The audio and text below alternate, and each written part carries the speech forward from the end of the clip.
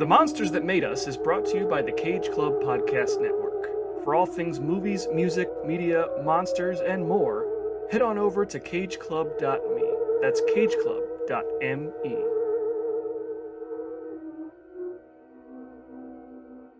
Today we return to good old London, where U.S. Army Sergeant Nick Morton and British archaeologist Jenny Halsey have crash-landed with an ancient Egyptian sarcophagus and unknowingly resurrected the mummy of Princess Amenet, who centuries ago was robbed of her kingdom, then made a pact with the deity Set and murdered her family before ultimately being caught and buried alive for her crimes. Once again in the land of the living, Amenet seeks the dagger of Set to complete the ritual that will unleash his power upon the world, and she has her eyes set on Nick as his vessel. And if that's not enough, a secret society of monster hunters known as Prodigium and led by none other than Dr. Henry Jekyll reveal their own plans for Amenet and Nick and hint at a larger world of gods and monsters. Can our hero stop Amenet in time, or might he have to submit to the ancient magic and embrace the monster within himself? Prepare for our first and last step into the dark universe and join us as we discuss The Mummy.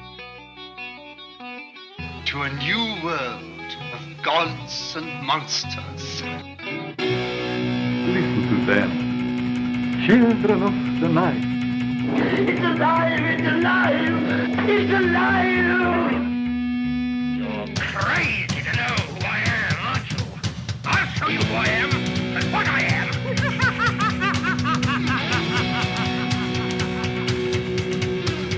You're insane. I tell you, I killed a wolf, a plain, ordinary wolf. By studying these and other species, we add to our knowledge of how life evolved, how it adapted itself to this world. He went for a little walk. He should have seen his face.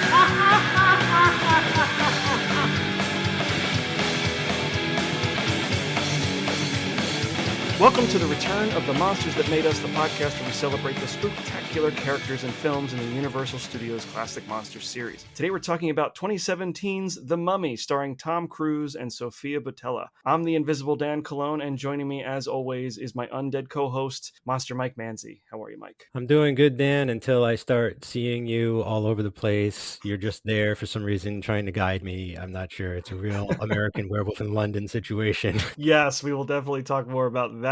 Okay, so there is a lot to talk about in this episode. It's one we've kind of had our eye on the whole season, but we're finally here, the beginning of the dark universe. Now, with big cinematic universes that share characters and span multiple films and or TV series becoming kind of the industry's go-to formula, thanks to the success of the Marvel Cinematic Universe, it was a no-brainer for Universal with their own stable of iconic characters to want to get in on that action too, especially when you consider that they kind of originated that idea once before when they first introduced Frankenstein's monster to the Wolfman back in 1943. After somewhat of a false start with Dracula Untold, Universal decided to scrap everything and go back to square one, and they began by developing The Mummy as a launch pad for what ultimately became known as the Dark Universe. And the plan was then to follow it up with a whole slate of films reintroducing the rest of our favorite Universal monsters as part of one big shared cinematic experience. But as we know, The Mummy's poor box office performance, coupled with a slew of bad reviews, was enough for the powers that be to pull the plug on the whole damn thing. But fortunately, rather than abandoning their monsters altogether, Universal has since decided to continue working with these characters, producing a series of wildly different standalone films from various auteur filmmakers, from The Invisible Man to Renfield and Abigail, with a new Wolfman arriving next year, and a couple more rumored projects that I'm hoping are actually in development. So the monsters aren't dead, and honestly, I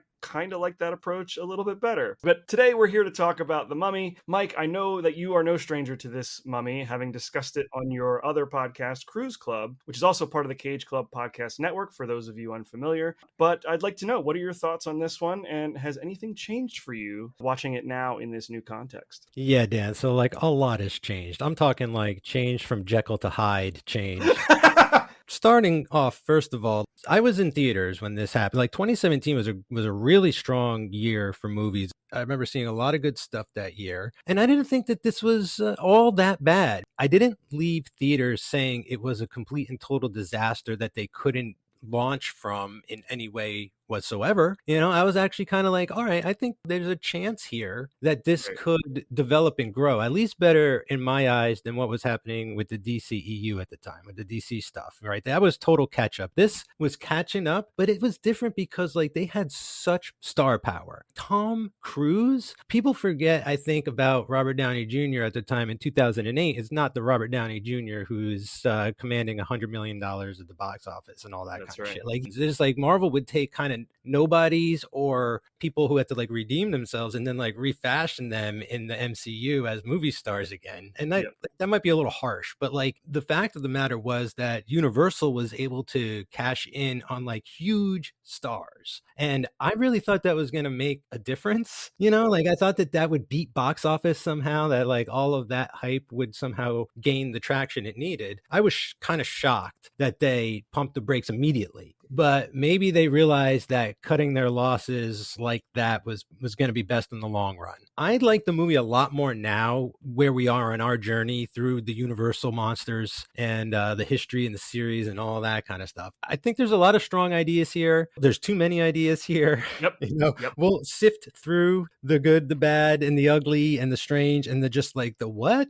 I really did have like a fun time watching it this go around. And I will say, like, I will always and forever love Russell Crowe in this movie. Like, I just think Russell Crowe as an actor just seems to be one of those guys having the most fun in his career, just kind of doing whatever, really. I'm going to play an exorcist pope. I'm going to be Superman's dad. He just does whatever he feels like doing. And I feel like he showed up here in a major way. Yeah, he committed. He had to play basically two characters, and he does appear to be having fun. No, and I'm sure we'll get into the Tom Cruise of it all as well. You could tell like this is he took over. This is a Tom Cruise project. There's lots of great Tom Cruise stunts. There's lots of Tom Cruise holding his breath for a long time and all this kind of running really far, really fast. On a certain level, it delivered for me. And I just think because of this project that you and I are doing, it's just getting better every time I watch it. Not that the movie is getting any better, but like I'm having more fun. I'm finding more interesting things. I'm enjoying the ties and the connections. And damn it, Dan, like I may not have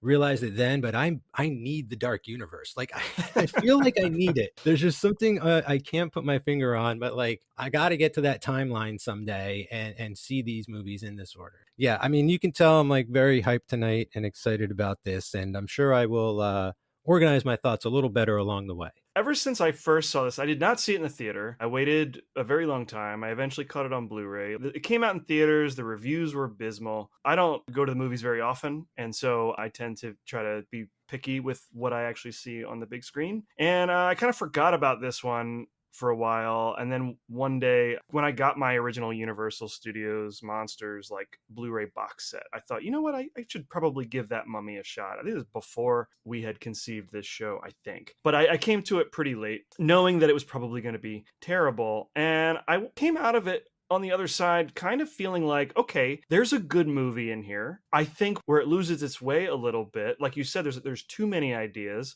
Every studio since Marvel created the MCU, starting with Iron Man, then the Hulk, and then Thor, kind of slowly building this universe. Every other studio since has been trying to like establish these universes as soon as possible. I don't think it's ever really worked as successfully. Here, it kind of suffers from that same problem. The good movie that is in this movie is kind of bogged down by all of the setup. About halfway through, it kind of slows down to set up Prodigium and this larger world outside of the Mummy. There's too many plates spinning. And so I think it just topples under its own weight at a certain point. And it's just too top heavy. And I do think that Tom Cruise, as big a star as he is a huge get, but is completely miscast in this role. I think for a lot of it, he's playing a Brendan Fraser character, but he's not Brendan Fraser because he's Tom Cruise. And so a lot of the jokes for me would work with Brendan, don't work for Tom Cruise, because I just don't see him as being self-effacing. Brendan Fraser can get the shit beat out of him and still be funny, legitimately funny. He can take a lot of jokes at his expense and still kind of be charming, whereas Tom Cruise, I feel like, is kind of faking his way through this entire movie in that sense. I found his performance very unusual because like it's the character is not a great guy. Right. He's a dick, like he's a dickhead. And this is not the kind of role that Tom Cruise generally plays. He does not play unlikable people very Right. often. That was kind of an adjustment, but I didn't really get the sense that he was trying to be heroic or Sure. madcap or any of that kind of stuff. I wasn't quite sure, and we'll get into it later on more precisely what he was going for to be. And I think that's part of the issue. There's a bit of like a character issue with Nick Morton in general Yeah. that we'll have to get to. The character is kind of a Han Solo archetype. We got another Wolverine on our hands, right? By the end of this movie. And Tom Cruise can play unsavory characters. I think back to Collateral. He can play bad guys. But this is a weird balancing act where he's got to play a guy who's not evil. He's just, not a good guy, but also has to remain likable and kind of funny. And I don't think he nails it. Brendan Fraser could have, or some other actor. Like, I think even Chris Hemsworth might have been able to pull that off. Jake Johnson pulls it off in this movie, his partner in crime. But there is something about the Tom Cruise character that just rubs me the wrong way for whatever reason. You're right. Like, he just does not ride that line. He always comes across as a bad guy for me. For me, it's like Uncanny Valley, but with a real human being. He looks and sounds like Tom Cruise, but I just don't buy this performance. But other than that, I think that swapping the gender of the titular mummy is really cool. Well, we've had female mummies before. Yes, we have. In a way. Right. I really liked that. I really like how this movie ends with sort of I wouldn't call it a bait and switch, but there's like a twist. The mummy is not necessarily Sofia Boutella's character, right? Because Nick kind of, I think, maybe becomes a mummy by the end, and he's the mummy of the Dark Universe. We don't know. We'll never know. But I do kind of like that twist at the end. That's enough of a setup to keep going. You don't really need the Jekyll and Hyde stuff, but I love it. I think out of context, it's all really fun. I do really like the idea of the Prodigium organization. I am even okay with Jekyll and Hyde being the sort of Nick Fury to this universe. But that's its own movie after this movie. That's what we were talking about before, is like you got to start soft and then you keep building. Those are my issues with it. Other than that, I do like a lot of the creative choices. I like the special effects. A lot of this was done practically. I don't know if you could tell. They really tried to do as much practically as they could. So like that spoke to me. A lot of big giant sets. I feel like it brings a lot of horror elements that I was not really expecting. I remember seeing this with my dad, who's not a big horror guy at all. Like really, like not even like original Night of the Living Dead or the Blob stuff. But like we saw this in theaters, and this in World War Z were like the closest he came to horror movies in the modern age, and he dug it. It apes a little bit from the 1999 Mummy with how Amenet regenerates. And I found this was much scarier than it was depicted in the 1999 Mummy. That was more, They're both PG-13 movies, but I found that the 99 Mummy was more family friendly, whereas this one, it's like legitimately kind of grotesque and horrifying. Yeah, well, we're in the dark universe, Dan. So like by having that word dark in this overall title of this stuff, you can kind of expect to get away with more in that direction. Like this is a darker toned movie. I mean, it's also visually darker. Like, and I think that also are elements that they draw from like the horror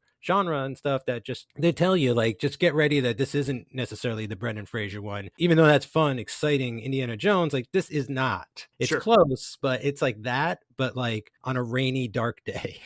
Before we move on into the production of The Mummy, can we both agree that the Dark Universe did not deserve to stop at one film? As much as I do enjoy the current trajectory of the Universal monster films that are coming out, like I do kind of wish that we could have seen a few of these movies just to let them set up this universe a little more, let these characters develop and exist with each other. The fact that they pulled the plug after one was kind of like, oh, come on, guys. I know this one wasn't well received. That doesn't mean that Bill Condon's Bride of Frankenstein wasn't going to be great. Yeah, I feel like considering they only really had like 4 planned, right? They could have They should have. They should have done at least one more to see what happened. Marvel even played it super safe by making their second movie, The Incredible Hulk, which there was just Ang Lee's Hulk, and like even I was confused as to whether or not this is all on the same page or whatever's going on. And then it was Iron Man 2. So imagine that would be like them doing like this, another movie, then The Mummy 2, and then right, like I don't think they Yeah. should have followed that trajectory, but I definitely wanted one more. We just needed to see the other side of the world of this universe and then be like, how are these going to tie together? That's the get, is like you Mhm. give us two movies and then you have to be like, well, how are these going to connect? You can't just throw one movie out there and be like,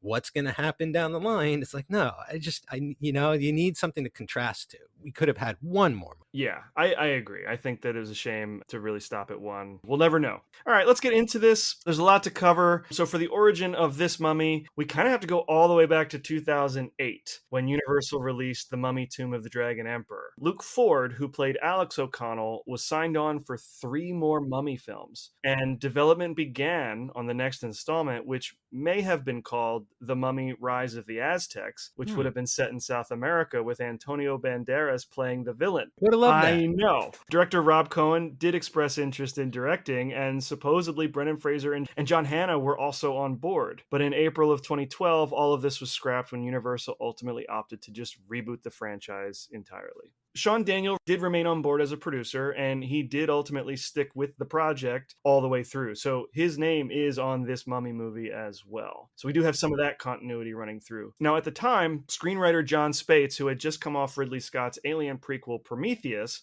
was hard at work on the new Mummy screenplay, hoping to take The Mummy back into horror territory with a much darker tone and, quote, simultaneously open it up to an epic scale we haven't seen before, end quote. Wait, the last 3 Mummy movies were super epic. Like they were enormous adventures. What's he talking about? Where are we going? Space? Yeah, I don't know. Mummy on Mars. Don't count that out. In addition to Prometheus, Spates also wrote the screenplay for 2007's Passengers, starring Jennifer Lawrence and Chris Pratt, and he went on to co-write Doctor Strange and both Dune movies, earning an Oscar nomination for the first one. So we'll see what happens with part 2. The Oscars are coming up. Around this time, frequent collaborators Alex Kurtzman and Robert Orci came on board, signing a 2-year deal with Universal to produce The Mummy, as well as a, quote, reimagining of Van Helsing. Should we stop and talk about Kurtzman and Orsi now, or do you want to give it a minute? There was a time when I would straight up just try to avoid them. They worked a lot and they turned out big projects, and a lot of them, like, they felt like hype bombs in a lot of ways, like Star Trek 2 Into Darkness or Amazing Spider-Man 2, like a lot of their television stuff. One thing I did latch on to a lot was Fringe. I did like some of the TV stuff, and now like Kurtzman does tons of Trek. Right? Tons of Trek. But it's just crazy that there was a time where like I felt like I saw that and I would just try to avoid those movies like The Plague at one point. Now I've totally come around, it's all entertainment to me, and the stuff is fun. I find it silly, but that happens from time to time. And so like when he's going to direct this, I really was like, uh-oh. We haven't gotten there yet. At this point, he's still just producing The Mummy with Robert Orci. He had directed only one other film prior to this, a film called People Like Us. I've never seen it, but it's got Chris Pine, Elizabeth Banks, Olivia Wilde, Jon Favreau, and Michelle Pfeiffer in it. It came out in 2012. Very different from the rest of his filmography. But yeah, so he's brought on board to produce, he and Robert Orci. They eventually joined in on the story development, and as we'll see, are largely responsible for the film moving away from Spates' darker tone to fall into like sort of what's known as the, quote, 4-quadrant audience zone, meaning it would appeal to all 4 of the major demographic quadrants, both male and female, over and under 25. So all 4 of those groups. Most tentpole films these days strive for that same kind of thing, which is why, in my opinion, so many of these like big tentpole movies have like a homogeny to them. They're all trying to get the same audience. Yeah, they're all the same movie a lot of the time. Yeah. I mean, this is guilty of that as well, right? Like it cribs from a lot of stuff. We'll get into the stuff. Some of the people involved in this movie, like I was watching The Mummy and I'm like, oh, this feels like something else. And then I discovered people who were responsible for that something else were also involved in the making of this movie. So now Len Wiseman was originally hired to direct, thanks to his experience directing and producing the Underworld films. And he expressed a desire to place the story in a contemporary setting to set this one apart from the Brendan Fraser trilogy. That's where we get into modern day. Anticipating a 2014 release, Universal did everything they could to make sure production began in 2013, including hiring screenwriter Billy Ray to write his own draft just in case John Spates' draft was deemed unsatisfactory. Now, up to this point, Billy Ray was known for his work on The Hunger Games and State of Play before that, as well as Breach, Flight Plan, and the classic 90s disaster film Volcano. And Universal was also, at the same time, prepared to combine the best of both scripts if need be. They were really hoping for a 2013 start to production. That's too bad. I mean, that's such a plague these days where we have release date before the movie even starts filming and stuff. And that's when you get this kind of stuff. Of course, there's no cohesion in this story. It's two different scripts, just like mashed together. But these plans were ultimately undone when Len Wiseman left the project in July 2013 to focus on his TV series Sleepy Hollow, also created and produced by Alex Kurtzman and Robert Orci. Did that make it to air? I never heard of that. I believe it did. I've never watched it, but I'm pretty sure that did at least make it one season. Universal scrambled to find a replacement director, and by September, Mama director Andy Muschietti seemed to be the frontrunner. But by May 2014, he left the project, most likely due to wanting to keep that darker tone, while the producers preferred a more family-friendly approach. But it worked out for Muschietti because he went on to direct both halves of It. Yeah, they lost out. Did you see Mama? Like, that movie is have. freaky and twisted and dark as hell. Like, it's so bizarre. It's like, how do you get that guy into your room and be like, don't do that? Like, could you imagine a mummy like Mama? Like, it would have been nuts. That would have been straight horror, and I kind of would have loved to have seen his version of the Mummy. We already did the 4-quadrant family-friendly mummy movies. We did 3 of them. Like, give it a shot. Maybe that's why this didn't work, is because the audience saw right through it and was like, you had it, but you dropped the ball. Like, you had all of the sort of production stuff there, but like you went in another direction with it. I absolutely think he could have crafted a horror film, a PG-13 horror film that could have been really interesting to watch. Those It movies are crazy. Those are freaky nuts. Yes. So I think it worked out for him, and it kind of worked out for us because we got 2 really good It movies. So on top of him leaving, Robert Orci also left the project the previous month so he could focus on directing Star Trek Beyond, a film that was ultimately directed by Justin Lin. Now, Kurtzman is basically by himself on this project. Universal paired him with Chris Morgan. He was primarily a screenwriter at the time. He's basically the guy credited for redirecting the Fast and Furious franchise, having written all of them from Fast and Furious to Fate of the Furious, as well as Hobbs and Shaw. Chris Morgan's our guy for basically turning the Fast and Furious franchise into like a heist franchise. Well, that's called like getting it on track, right? Like he had like all the elements of like 3 or 4 movies or whatever, and he's like, all right, I know where to aim this.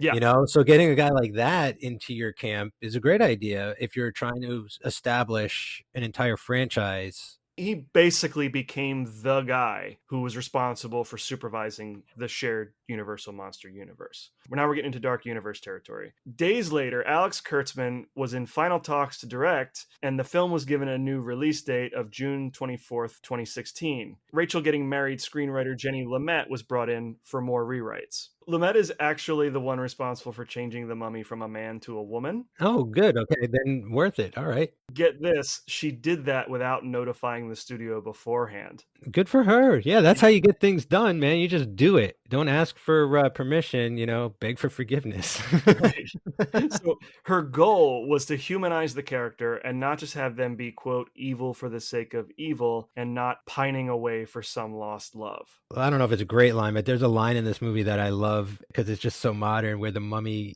is like accused of murdering her dad and her brother and her mom and all this shit. And she goes, it was a different time. It's that age-old excuse, you know, like it was a different time. So now more delays push the film back another year to March 24th, 2017. At this point, Universal begins to assemble the cast. So we'll get into some of the cast here. Tom Cruise, he plays U.S. Army Sergeant Nick Morton. He began talks for the role in November 2015, with shooting scheduled to begin in February 2016. And he was reportedly paid somewhere between $11 and $13 million.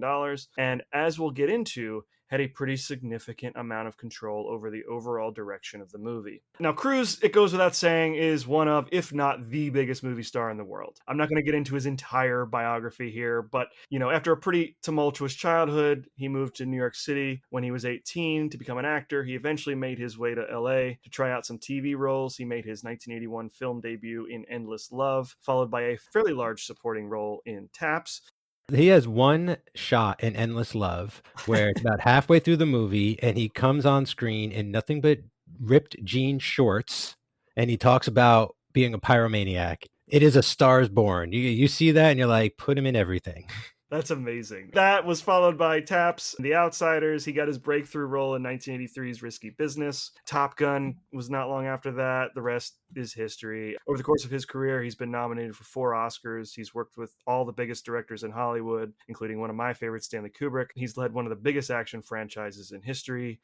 What else do we say about Tom Cruise? If you don't know who Tom Cruise is and you're listening to this podcast, I don't know what to tell you. If they couldn't jumpstart this with Dracula, then you get Tom Cruise. You know what I mean? Like the Dracula movie didn't work. What do we do now? Forget about what character we're dealing with. What movie star are we going to be dealing with? That's the way I feel about it now. He eclipses the Mummy in those. Yeah, when you put it that way, it feels like an overcorrection. Yeah. The pendulum swung too far in the other direction. Around this time, Sofia Boutella entered negotiations to play the Mummy Amunet in December 2015. Per Alex Kurtzman, he cast her based on her largely mute performance in Kingsman: The Secret Service, saying, quote, "If you look at her eyes, and this is what I got from watching Kingsman, there's a whole performance going on here." And in not saying anything but conveying that much to me, I thought, oh my God, no matter how much prosthetics we put on her, no matter how much CG we put on her face, if I see this, she's going to convey something very emotional to me. But she also played a character with blade legs named Gazelle. Like she was a murder machine, but she would stare at you with those cold eyes and stuff. But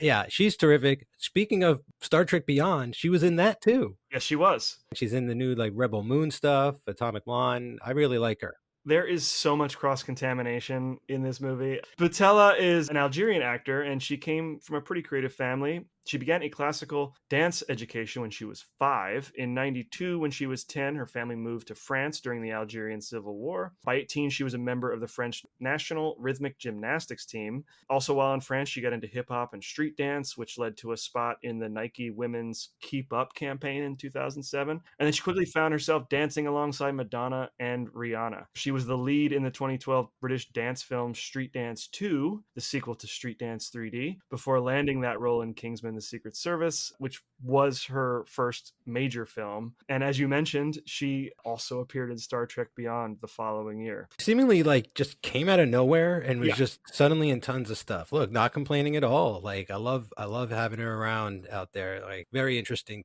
to watch. In addition to her eyes, I know her experience as a dancer was a major factor in casting her for this role, because so much of it is physical. A lot of the fighting that she does in this, they knew that she could handle herself in that way as well. So yeah, really cool history. She does a bit of the Cirque du Soleil chain dance rap thing that I feel like Tom Cruise did that in a Mission Impossible movie too at one point. Oh, sure. I dig the dance fight kind of choreography. It works well here. Worked in Abigail really well. I was thinking of that recently. Worked in Kingsman, if I'm not mistaken, as those were shot like dance sequences. Yep, absolutely. Now we've got our 2 leads, but due to yet another production delay in January 2016, the release date was pushed back again to June 9th, 2017. The remainder of the cast was secured during that March and April, and principal photography began in Oxford on April 3rd, 2016. So let's get through the rest of this cast real quick. Annabelle Wallace plays archaeologist Jenny Halsey. She's originally from Oxford. She is the great niece on her mother's side of legendary actor Richard Harris. She was raised in Portugal, did some short films there before moving to London to pursue a career in film. She landed a few roles in the mid-2000s, but her big break came in the 3rd season of The Tudors. She also landed a prominent role in Peaky Blinders, and in 2014 joined the Conjuring universe with the lead role in Annabelle. She's in a lot of modern horror kind of stuff. Could she Yep. appear in the new Creature film, perhaps? That would be fun. Possibly. Yeah. So, yeah, she was also the lead role in James Wan's *Malignant*. But also, this is pretty funny, she is the voice of the ship's computer Zora in Star Trek Discovery, an Alex Kurtzman project. She was in Tag with Jake Johnston. That movie's actually kind of fun. It's ridiculous. The concept is Sure. just totally dumb, but like they turned out a pretty fun 90 minutes. I like her in this movie. She's got some chops. Like, she's funny and she's able to do all the actiony stuff Yeah. as well. Look, she's gorgeous, but like she's also a badass. Like she's telling Tom Cruise to like, don't do that. Like, stop doing your shit. Like, you're such a dumbass. Like, stop. Like, the whole movie is just like trying to control the baby Nick Morton baby man. Like, I give her a lot of credit in it. And I like how she gets to be like sneaky and duplicitous and all that kind of stuff. Yeah, and I love that she's not like a romantic. There's no romantic angle. Like, she is repulsed Yeah. by that character, which is part of the fun. Yes, absolutely. Jake Johnson plays Chris Vale. He is originally from Evanston, Illinois, and he got his start when he wrote a play while at the University of Iowa. That play got him into the dramatic writing program at NYU's Tisch School of the Arts. When he was in New York, he started the Midwesterners sketch comedy troupe before heading to LA, where he landed small roles on TV and in films. Paper Heart, Get Him to the Greek, No Strings Attached. And a lot of folks probably know him from his 7 years on the TV series New Girl, which almost certainly led to the prominent roles he had in Safety Not Guaranteed, the Lego Movie, Jurassic World, and Spider-Man Into the Spider-Verse. It's wild. I've never seen one episode of The New Girl. Same. And like, I'm sure it's a great show. I'll get around to it one day, perhaps. But well, like, you're gonna die when you find out what I first knew this guy from. And the instant he was on screen, I fell in love with his performance. It's just Let's Be Let's Cops. Be Cops. How did I know it was gonna be Let's Be Cops? God, dude, that he is on fire in that movie. And then of course it's Peter Parker. Great performance as Peter Parker. Yeah, I just love when he shows up. He just adds such like a goofiness to everything. It's like mature, but it's also not at the same time. I don't know how. He's like an uncle or something. He's fantastic in this. He dies pretty early in the film. And yes, they're pretty much cribbing right from American Werewolf in London. And it's okay. I mean, they're in London, so why the hell not? I was just glad that like he sticks around because he's so fun in every scene he's in.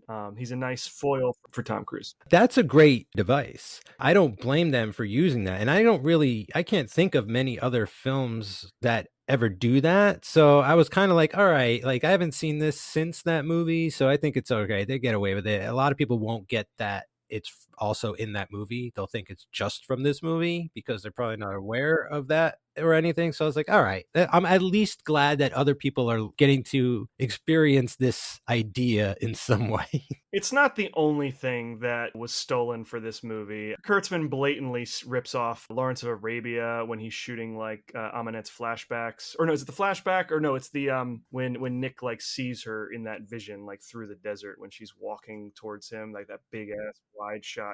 So he's pulling from everything. Movie mixtape. Courtney B. Vance plays Colonel Greenway. He's not a very major character, but I learned quite a bit about this guy. Pretty impressive career. He is a prolific character actor of stage and screen. From Detroit, Michigan, he's got a Bachelor of Arts from Harvard, as well as a Master of Fine Arts from the Yale School of Drama. And that's where he met his future wife, Angela Bassett. They are still married to this day. He made his theater debut in the Tony Award-winning play Fences in 1985, playing the role of Corey, which he then played on Broadway for a year opposite James Earl Jones and earned a Tony nomination for Best Featured Actor in a Play. His film debut came in 1987 when he appeared in the Vietnam War film Hamburger Hill. He's been working pretty steadily ever since, alternating between stage, television, and films, including The Hunt for Red October, The Tuskegee Airmen, William Friedkin's made-for-TV adaptation of 12 Angry Men. He did 5 years on Law and Order Criminal Intent. He was Miles Dyson in Terminator Genesis. He was? And he was George Freeman in Lovecraft Country on HBO. That show was so crazy. I'm kind of bummed that show got canceled after one season, man. Same. Now, Absolutely, yeah. I was a big fan of that. He's won a Tony, 2 Primetime Emmys, in addition to numerous other accolades, and he is currently the president of the SAG-AFTRA Foundation. excellent. He showed up in this movie. I was like, I know him from like watching movies my whole life. I just kind of feel like he's always kind of pops up here and there, and I've definitely recognized him. And I was kind of like, yeah, they're really getting people I wasn't expecting them to get. He's got such prestigious careers, and like people like that are coming on board. So Russell Crowe plays Dr. Henry Jekyll / Edward Eddie Hyde. Russell Crowe, another one of the biggest movie stars in the world. He's originally from New Zealand, which I wasn't aware of, but his family moved to Australia when he was young. They wanted to pursue a career in film set catering. oh, all right. That always just seemed like something caterers fell into, right? Right. Like you have a catering business, and then one day I started on this small picture, and now I do like big Hollywood movies. I have no idea how they got into that, but that was their whole reason to move to Australia. Lots of crazy car movies. Romper Stomper, isn't that what he ended up being in? By 16, he left school to pursue an acting career. He went back to New Zealand in the early 80s, worked as a musician, performing under the stage name Russ LaRock or Russ LaRoque. I forgot that he plays music, I had never heard of this. that he had a band. No idea. Yeah. I don't think I've heard them, but I remember when it was like it kind of became a joke at the time. You know, a Sure. lot of, Bruce Willis had a band, Oh, Keanu sure. Reeves has Dog Star, like everyone's got their bands and this and stuff, but like he really tried, he went on like a tour or something. Yeah, when he was young doing his music, he even released a few singles, including one called I Just Want to Be Like Marlon Brando. And he even performs to this day occasionally. Amazing. By 21, he came back to Australia. He considered applying to the National Institute for Dramatic Art, but ultimately decided against it. And then from 86 to 88, he performed in his first professional role in a New Zealand production of the Rocky Horror Show. No kidding.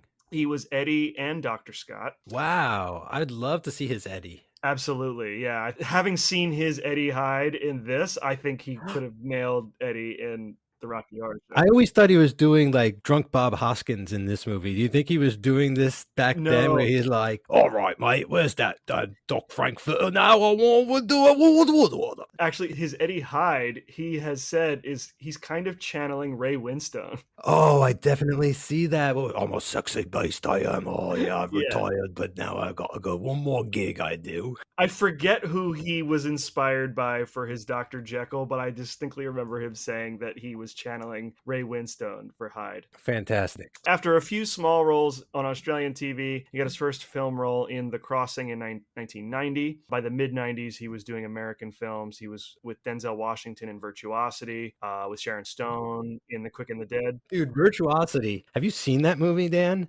No, I've never seen it. I think you'll love it. It is sci-fi horror madness. It's like the craziest thing. He is basically a AI of every famous serial killer combined into one that the cops use as training that got loose in the real world. Oh my God. He's like kind of a hologram, but not like he's solid state. And Denzel is chasing him. He also worked with Sharon Stone in Sam Raimi's The Quick and the Dead. He was in the Best Picture nominee LA Confidential. But by the early 2000s, he was catapulted to stardom with The Insider, Gladiator, and A Beautiful Mind, all released within a few years of each other. All three of them were nominated for Best Picture. Two of them won. Crowe was nominated for 3 Oscars, won 2 of those, and he has since starred in all kinds of stuff. Master and Commander, Cinderella Man, American Gangster, Robin Hood, Les Mis, Man of Steel. The Nice Guys recently. Oh, that's one of my favorite movies. Master and Commander is now one of my favorite movies. Like, just incredible stuff. I love his Jor-El for some reason. We must forge ahead with science and natural birth. He will be the firstborn son of Krypton. I think most recently I saw him in The Nice Guys, and he's so funny in that. That is, to me, like a perfect movie. The year before this, so 2016, 2017. He's a guy who, like, these days, I don't think he's as huge as he was, like, in the early 2000s when he was doing... Maybe. But, like, he's still a big name, and I love seeing Yes. him when he gets to really sink his teeth into a fun role. And he's working. Dude works and just is in everything from like Thor, a small role in that, like a goofy thing, to like the Exorcist, the Pope Exorcist and stuff. Yep. Marwan Kanzari as Malik. Kanzari is a Dutch actor of Tunisian descent. He was more into athletics until a girlfriend convinced him to audition for a Dutch production of Chicago. And that was all he needed. And he's been acting ever since. He's mostly in Dutch films and TV series, but more recently landed prominent roles in some high-profile American projects, including Ben-Hur, Disney's live-action Aladdin, where he played Jafar, and he was in Black Adam with The Rock. Oh, okay, cool. He witnessed the change of the DC power structure firsthand, I guess. That's right. Pretty cool. Finally, Javier Botet plays Set. This is our creature guy. Okay. Yeah, he's not like a proper character, but we do see Set in a couple sequences. So he's originally from Spain. At the age of 5, he was diagnosed with Marfan syndrome, which gave him extremely long fingers and a tall, thin build. Oh, you should have played the new Alien baby. Yeah, that's what I said. He's 6'7" tall and weighs just 123 pounds. Oh, okay. So he's not just like a Doug Jones guy who does monster make, like he's got like a physical attributes beyond that. Okay. Because of this, he tends to play a lot of creatures, as you would, including the title characters in Mama and Slender Man. Get this, he was Dracula in The Last Voyage of the Demeter. So we'll be talking about him later this season. But he's also had roles in Crimson Peak, The Conjuring 2, Scary Stories to Tell in the Dark. No, he might have played an alien because he's in Covenant as something. So. Oh, possibly, yeah. Yeah. He was a White Walker in the Game of Thrones episode The Long Night. Also relevant to the podcast, he was Frankenstein's monster in a 2010 Spanish production of Frankenstein. Whoa, where can we watch that? I think that was a stage production. Wow, that would be wild to see that on stage. Yeah. Okay, so that's it for our principal cast. As I mentioned before, production began properly on April 3rd, 2016, and it wrapped on August 13th. Principal photography took place at Pinewood Studios and Shepperton Studios, both familiar to us on this show. There was also some location shooting in London and Namibia. The Crusader Night Tomb and the cave where the sarcophagus is found, both giant sets constructed at Shepperton Studios. That was another one of those instances where Alex Kurtzman really wanted to like make the movies the way they did in the 30s and 40s, building these massive sets. The plane crash was the final sequence to be shot, the last few days of principal photography. They used a reduced gravity aircraft, affectionately known as the Vomit Comet. Vomit Comet, yep.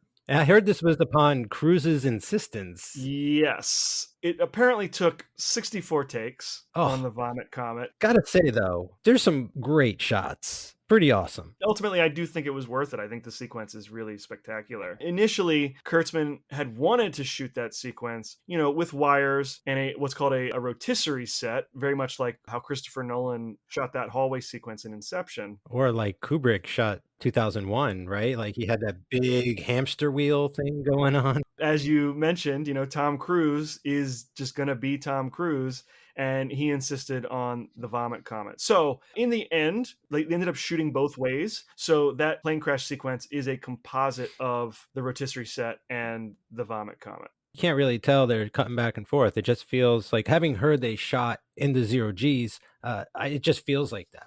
The whole sequence feels like that. As much as it was probably really inconvenient for a lot of the crew, I think Cruise made the right call. That's the extra mile you got to go. One thing we found out, I guess, from watching all these movies is that stunts were always kind of like a big deal to the Universal movies, right? There's always someone jumping off a big ass balcony or some shit, or people being set on fire or whatever. So and it's always a big part of Tom Cruise's personality. I really did appreciate that the action in this movie was pumped up a level, probably because of his involvement. Yeah, there's certain things like this where it works out, and then there are other instances, which we'll get to, where I think it's a detriment to the project. And that's actually kind of what I want to get into now. This is where things get a little bit fuzzy with the production. Now, Alex Kurtzman received the directing credit, but I have read there is some dispute over how much of The Mummy he actually directed. Okay. Remember, this was his second film as a director, and they got Tom Cruise in there, who's calling a lot of the shots. Yes, and this is a significantly larger production than the last movie he was making. Yes.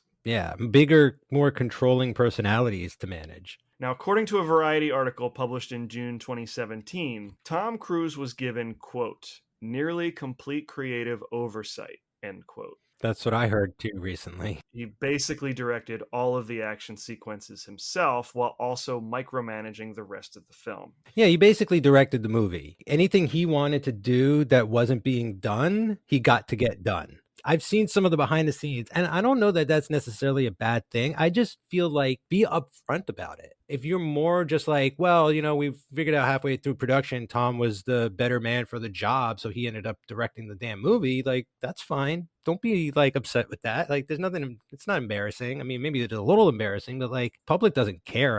I think they'd be more inclined to see the Tom Cruise directed movie, like directed by Tom Cruise. You're getting more ass in the seat. Right. Yeah. Just out of curiosity, I want to go see the movie that Tom Cruise directed. And his first movie's a freaking dark universe launcher.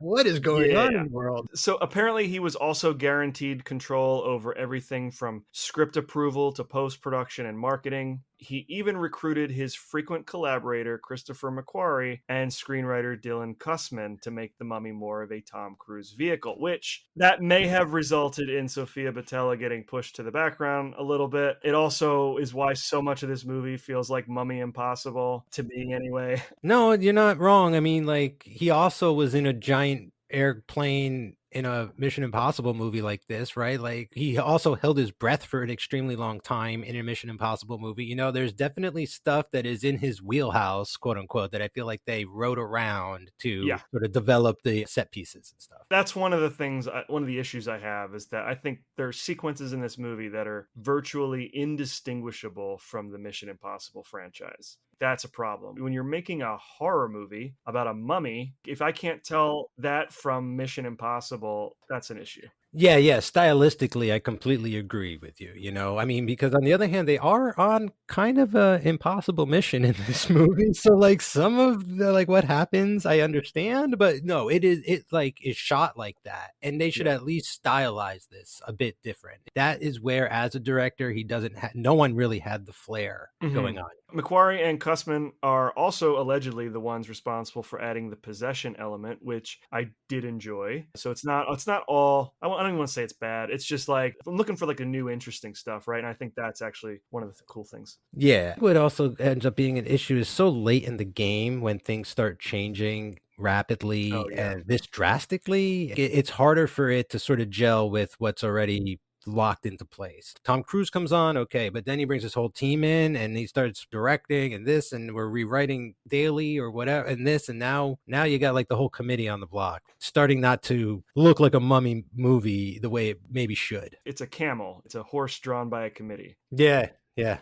But I don't think it's quite as bad as that would suggest. The funny thing is, like I said earlier, I still think there's a lot of great stuff going on here. A lot of it still works pretty well, at least now. I think it works better now than when it came out because there's just some distance. It's not a complete and total loss. It is, at the end of the day, very competent filmmaking. It does benefit from its reputation, so my expectations come down a little bit, and I do find myself having fun. And, these guys are tried and true action filmmakers, so they turned in a bunch of really fun action set pieces. And according to that Variety article, even the crew was split on what was ultimately to blame for the movie's failure at the box office, whether it was Cruise's direction or if the project was troubled from its inception. Universal, for their part, denied Cruise was responsible, saying, quote, "Tom approaches every project with a level of commitment and dedication that is unmatched by most working in our business today. He has been a true partner and creative collaborator, and his goal with any project he works on is to provide audiences with a truly cinematic movie-going experience," end quote. Alex Kurtzman was less diplomatic about it. In 2019, he told Collider, quote, "The Mummy wasn't what I wanted it to be. I'm no longer involved in that and have no idea what's going on with it. I look back on it now, and what felt painful at the time ended up being an incredible blessing for me," end quote. He at least acknowledges that it was kind of a shit show production. Now it's seeming like that could have been a bit more of what was involved with the downfall is the behind the scenes stuff. I'm not saying the box office didn't have anything to do with it. Of course, public opinion had a lot to do with the cancellation of the Dark Universe, but it also seems that one movie in, they were looking at each other going like, the main star is now taking over the director. The director is just kind of like drinking coffee. Like, what is going on? This, like, we're losing complete control. Like, we can't make another one of these and hand it over to Angelina Jolie, and Angelina Jolie like take it away from the director, right? And like have this happen every time. Like, we can't set this precedent of like, we don't control our sets. Like, that is a bit of a story, I feel like, developed out of this that I'd never really considered before. I have a couple more crew notes. I wasn't really sure where to put them, but before we move into the release and the fallout of The Mummy, let's touch on that. So the special effects here, I told you a lot of it was done practically. We do have some like digital effects. A lot of the effects were done by the Moving Picture Company. You would recognize a lot of their work on the more recent Tim Burton, Ridley Scott, Zack Snyder, Jon Favreau films. So, I mean, those guys they know what they're doing. And then Industrial Light and Magic and DNEG contributed as well to the digital effects. As for this makeup effects, now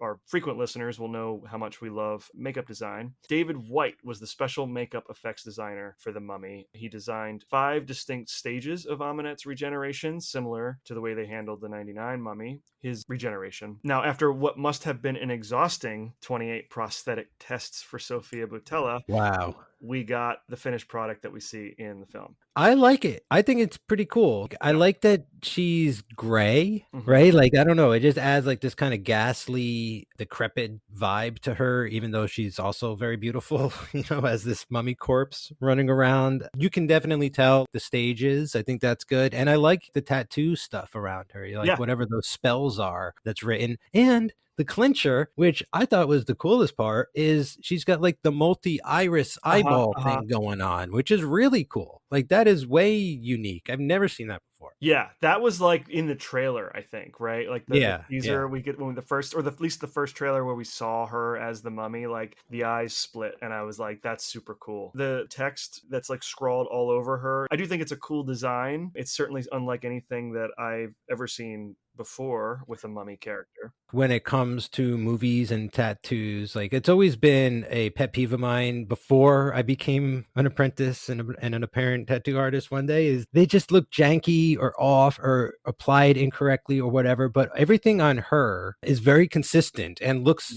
like natural. And I like the placement and the flow and all that. And I just think back like, oh man, they applied tattoos better in ancient Egypt than they do today sometimes. A little bit about Dana White, just because it's relevant to the show, some of it. He got his start in 1983 as a special makeup unit trainee on 1983's Krull. Oh, sick. And then he's been working ever since, including on Kenneth Branagh's 1994 Frankenstein. He did a 1997 made-for-TV version of The Hunchback of Notre Dame, starring Mandy Patinkin. Whoa, Dan, we got to find that. Right? What? Indigo Montoya as the freaking Hunchback of Notre Dame? Yes. Damn. We will definitely have to find that one. He's been doing a lot of Marvel stuff. He did Captain America, the First Avenger, Thor the Dark World, Guardians of the Galaxy, the Marvels. But we will see his work later this year in Robert Eggers' Nosferatu.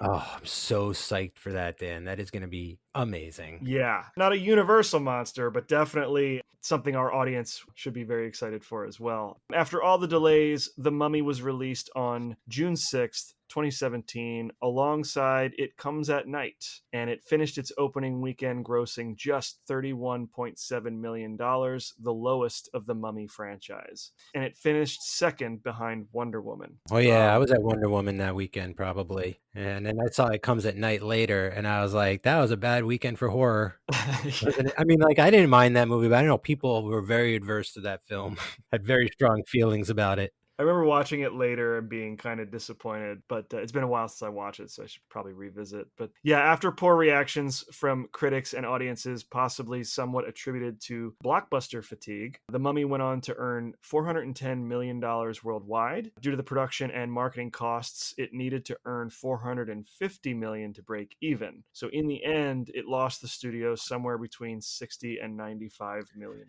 See, I'm developing like this theory as we go along here about why its failure happened or was like predetermined or whatever you want to say. Part of it was they pulled back too much. If you look at the horror of the day in 2017 and what was hitting and what audiences were watching, like it wasn't action. It just wasn't an action horror movie that people were coming out for. Sure, there's action in it, but it's not driven by that kind of stuff. Planes falling out of the sky and like, swimming a lot and this shit. And like, like physical endurance is different, but like I felt like it wasn't this vibe. And by not doing the darker thing and ignoring the four quadrants and sort of trying to maybe track and trace what the actual like horror fans were into, they could have gotten a little closer on delivering, what the audience might have enjoyed a little bit more. This, in my mind, I'm feeling like they chased the wrong rabbit. They're chasing the Marvel universe, and they should have been chasing the Conjuring universe or something. Yeah, it's like what you said earlier about how, we have 3 Mummy movies that are action movies. These action scenes, again, are really fun and impressive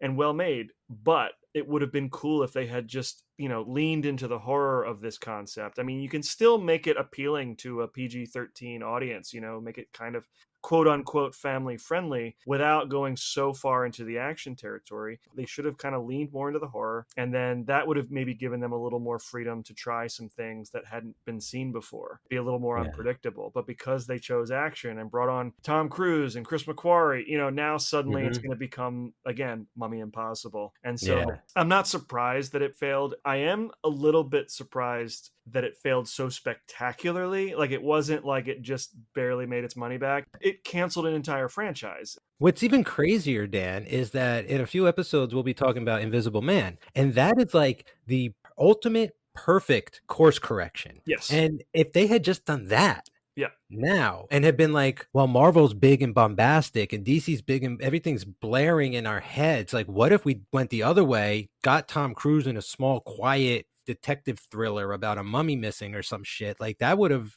been there. I would have been there for that too. And that would have kicked things off in a better direction. I know they had it in them because they did it with Invisible Man so well. Like, that's what's baffling. I agree 100%. Somebody I read somewhere suggested that maybe setting everything in modern day, getting away from like the Gothic castles, that sort of imagery may have been a turnoff to like maybe the horror fans, like people like us who would have gone to see it. Suddenly this doesn't feel like any mummy we are familiar with. I could definitely see that as a risk, because like, who's going to believe a mummy like running around today as opposed to like a mummy running around in like the 40s? It's like just like you have a little bit more of like a detachment because of like the time distance and all that kind of stuff. I think it's a little more believable back then when we didn't know quite as much about the world that like a mummy could really walk around. Yeah. But like, it's just like now, like with everything we know. I don't know that it was a particular issue for me, but I could see some people feeling disconnected from it,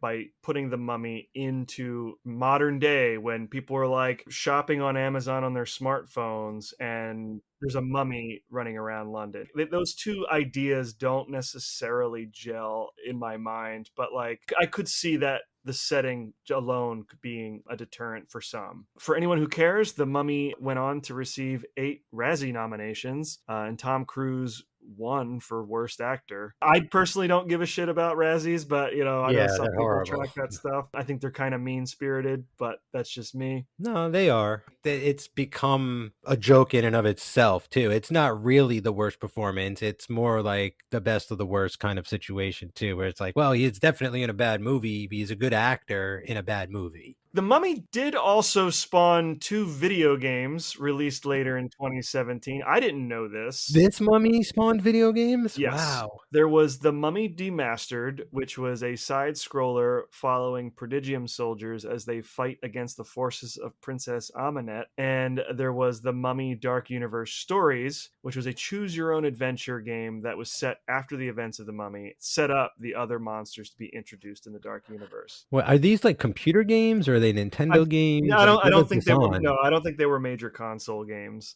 Okay, but like, there's lore trapped inside these video games that I need to know about, Dan. Like, how we get these games? They gotta be on YouTube, right? Maybe like adding insult to injury, both of those games were well received by critics. I wish I could afford to like start a little collection of monster video games, like the Bram Stoker's Dracula game, like sure. the Mary Shelley Frankenstein SNES game. Like, I want all the like the Friday the 13th Nintendo game.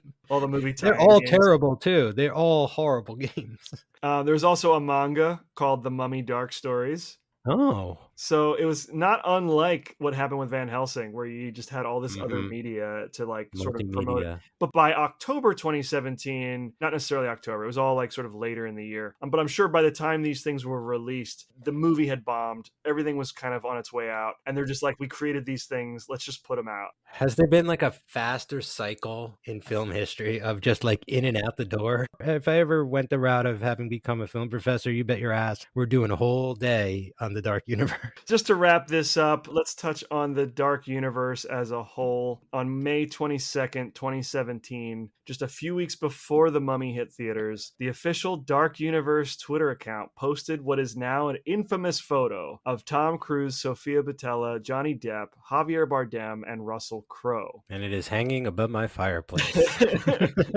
My favorite thing is when that makes its way back into my Twitter feed. People just retweet it every so often, and just to remind ourselves that, oh yeah, this was a thing that almost happened. But yeah, that famous photo was sort of like the announcement, like, hey, this is what's gonna be coming down the pike.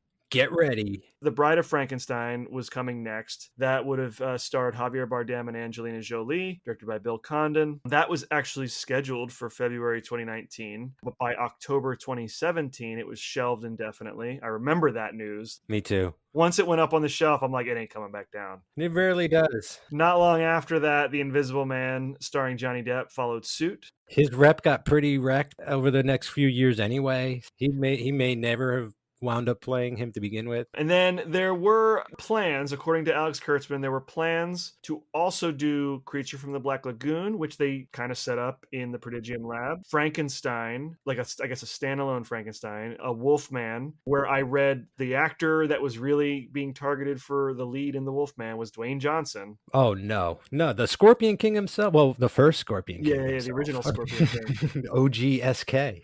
Like I said before, there was also going to be a Van Helsing, which I read, the actor for that would have been Channing Tatum. I don't know, maybe that could have jived with that. I don't know if he would have been good with the long hair and everything. It might have had to be like a shaved head type of deal, like a Magic Mike looking one, Sure. But I wonder what the future of him is. He's had an interesting year. He definitely made a name for himself. But by 2019, Universal officially decided to focus on standalone films rather than the shared universe, and that effectively drove the final nail in the proverbial coffin for the Dark Universe. And now, of course, we know Universal is planning their new Epic Universe theme park, which will feature a retooled Dark Universe section for all the monsters. So that's exciting. Would love to get there one day. Would love to get there. But I think they learned a valuable lesson, Dan, and it is that their fictional characters are stronger IPs than the actors who play them, than the people portraying them. I think they learned that lesson from the Dark Universe when they were like, no, let's not do star power. Let's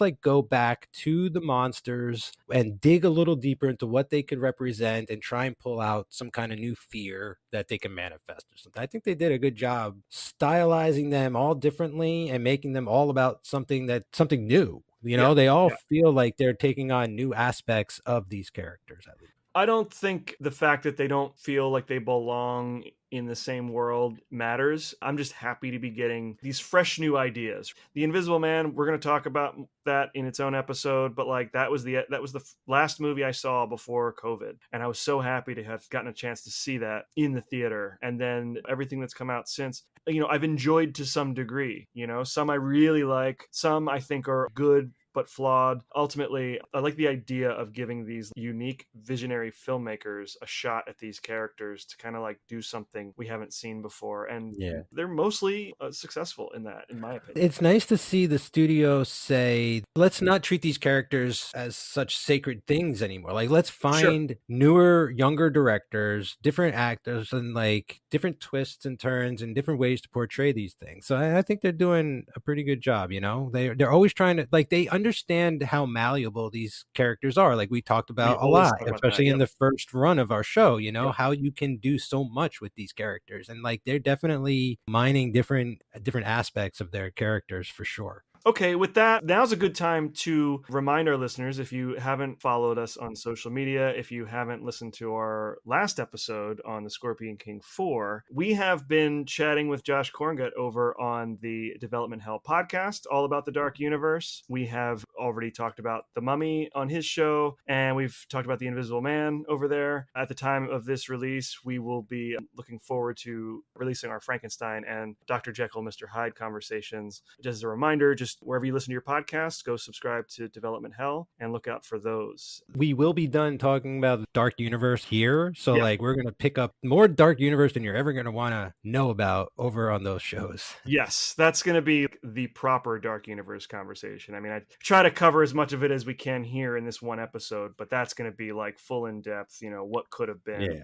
The big 4-part crossover extravaganza. It's going to be great. We're going to watch a couple other movies maybe and talk about those. So I'm looking very much forward to this. Yes. With that, let's get into The Mummy. Okay, so for the first time, I think since our first season, we have something to say about the Universal logo. Yes, great. We get the typical like Universal logo, the modern Universal logo screen. Nice and clean. But we also get the Dark Universe screen. I had completely forgotten about this detail, right? Like we've come so far since the days where we're tracking the different Universal logos, and now we got something new. It's the Dark Universe. It's another one of those details that just makes me wonder what this thing could have been. It's like this weird holdover from like an alternate universe. I was caught off guard too. Like I obviously like knew about it, but kind of somehow like just forgot about it in the moment. All right. And then like the globe shifts to the Dark Universe with like the fanfare and the color change, and it gets kind of sepia tone, and then the Dark Universe on the other side of the world when the globe spins. And yeah, man, I definitely thought back to like how we used to track the way the intros changed and all the fanfares and all that. And this also made me think momentarily about how we discussed on one episode how like there was no all-encompassing theme to kind of represent the Universal monsters, and it seems like they were trying here to like open that door a little bit, and I didn't mind it. I kind of liked how the fanfare bled into sort of like a darker, dimmer tone of it. It's a shame. What a nice touch, actually. The sort of parallel to this is sort of like what Marvel does, right? With their Marvel Studios thing with like all the different characters. But if you remember at the beginning, like when it was just Iron Man and the Hulk and, it was just sort of a kind of a generic Marvel Studios logo. But now, because they've gotten so many films and TV shows, they've pulled all these clips and, shots of all these different characters. Like it makes me think at some point down the line we would have had something like that for these characters. Makes me really sad to think about what didn't happen, but still fun little holdover from this Dark Universe. Definitely. Yeah. Just on a final note for me, I feel like this will be the end for a while talking about the opening logo. I'm just thinking movie specific alterations, like the Wolfman's claw coming over the world and things like that. Well, I mean, that's still a possibility. I don't think it's happened yet with any of the sort of Universal monster films that have come out since. Who's to say that we can't have something like that for the next Wolfman that's coming up, or another Dracula or whatever? Because how the studios like to sometimes mess with their logo depending on the film. The Matrix being a very iconic version of that. Universal in general does it quite often with their film. They do it a lot with the Fast and Furious series as well. So and like a lot of their big sort of tentpole blockbuster films. Yeah, so I would love to see them start doing some stuff like that. Okay, so the story kind of jumps around to a couple different eras right at the beginning. We begin in 1127 AD. There's like this group of Crusader knights. One of them is buried with this ancient Egyptian dagger, which we are going to learn the significance of. But that sort of is like the precursor to this sequence where some excavators tunnel into the underground of London, which I've heard is like a legitimate thing. Apparently London is built on top of these catacombs, similar to the way Paris is as well. There's some actual truth to this. And so these excavators find these old Crusader knights' tombs, and they find this dagger, and one of them has that ruby encrusted like hilt. Oh, you mean the infinity gem? That's all I could think of. But this sequence I wish was just a little better paced, but it kind of is foreboding of how the movie is like structured a little. Like it is very jumpy. We're not even starting in ancient Egypt, like we're Yeah. starting in England during more of like the Crusades and stuff, and these I think are Templar Knights. Then we immediately jump to modern day, and we don't know it yet, but this is the Peridigidium guys. Like they're all in shadow, like a big, and I think we even have voiceover by Dr. Jekyll. Yes. So yeah, I think it's strange, maybe a little bit sloppy. We start with Prodigium and we see Russell Crowe's face, right? I feel like the sequence might have worked a little better if he was consistently in shadow and let this be a mystery until the midway point when we find out who Prodigium are. We don't find out until later that he's Dr. Jekyll, but still we know it's Russell Crowe. We know he's a main character. And I think it could have been kind of neat to bury the lead a little bit. Or alternatively, a lot of this sequence could have just been cut out entirely and we start with the mummy flashback, right? Because that's the next thing. That's going to set up the whole mummy story. And then maybe we work in the dagger elsewhere. Like, depending on how you feel about how much Prodigium is a part of this story, maybe we just cut it out and then like kind of work in Prodigium a little bit. But this movie goes real hard for that whole subplot. So Right. We start with them and then Dr. Jekyll takes us through the backstory of this mummy. It's a little bit different from the original mummy origin that we're familiar with, but it is a little similar in some ways. So we get this Princess Amenet. She is the daughter of the pharaoh. She is like the next in line to inherit the throne. Yeah.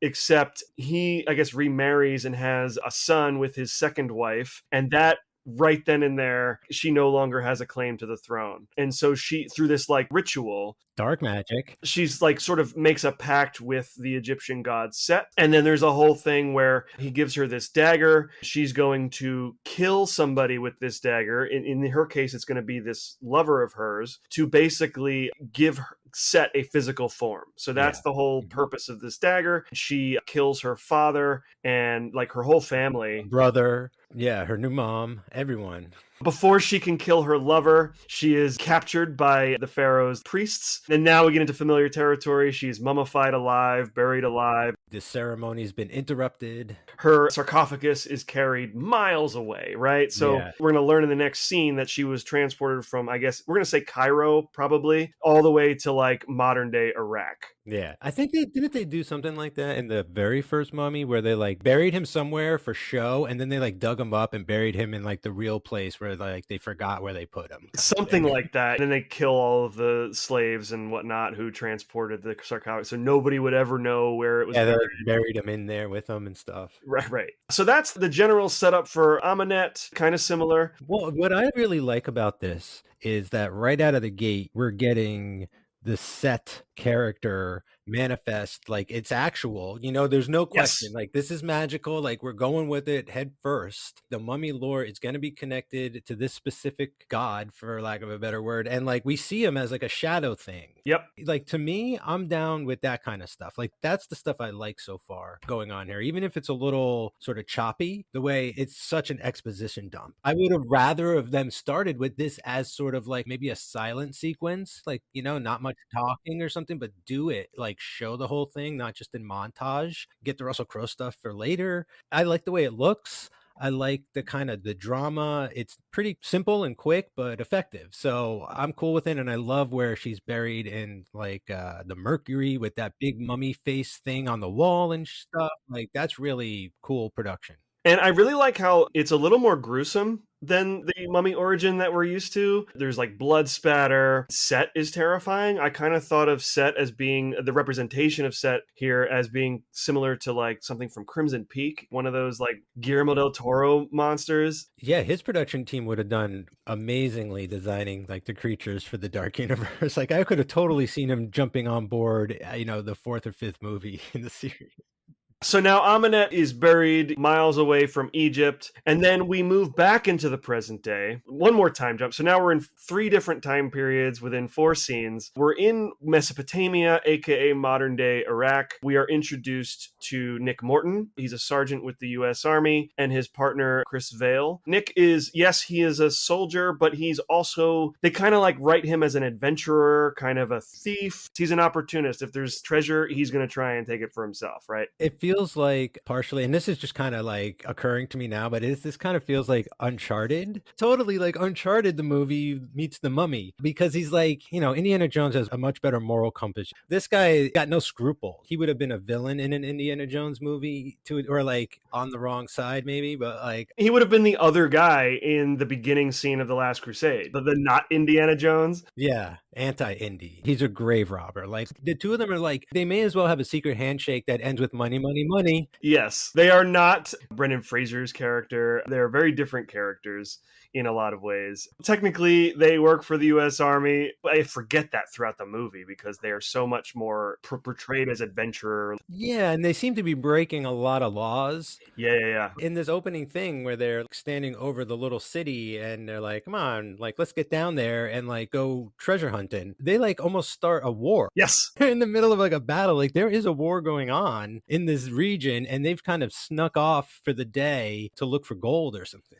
What did you think of this action sequence? I do think it's a pretty well orchestrated scene to introduce these characters. It's a good primer for the action to come. I do love that scene where Jake Johnson's character, Chris, is just like, we're going to die. Oh my God, we're going to die. I think he was kind of echoing his real life feelings. I was watching some like behind the scenes stuff and Jake Johnson's like, you want me to do like these stunts in this action movie? Meanwhile, Tom Cruise is like, yeah, we're going to do it. It's going to be fun. But I love that moment where Tom looks at him and he's just like, yeah, I think we're gonna die. And then he calls in the airstrike and there's like nonstop mayhem. Well, I think that they have great chemistry. Like Jake Johnson, the person, I feel like he's coming through a lot with his nervous energy as the character, being like, I'm working with Tom Cruise and I can't quite show it, but maybe I could work it into the person I'm playing to be like very uneasy around him. He definitely, I feel, is holding his own. I think they together just like bring a lot of energy to this sequence themselves. It's always going to be a good action sequence if Tom Cruise is involved in it.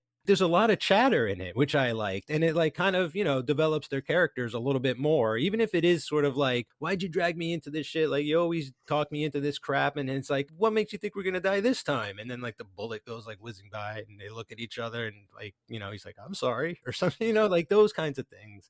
I think play well in this movie. Yeah, I don't think the characters in these sorts of sequences are very far removed from who they are as people. Everything I hear about Tom in any action movie is that he just shows up every day and he's going to have fun. He'll show up at your talk show, drag you into a car, and then the next thing you know, you're jumping out of an airplane with him. Throughout this scene, like after the airstrike, that's when they sort of discover that they're sitting on top of this ancient tomb. After this scene, we are introduced to Jenny Halsey, our other lead in the film. She's an archaeologist who apparently had a one-night stand with Nick recently. It was like last night. It was like the night before. And like he was just looking for the map too. Yes. That is the thing I think I was talking about earlier, where it was like his character is very despicable from the get-go because of those types of things. Like he looks hot or whatever and things, but then she's like, you're a douchebag.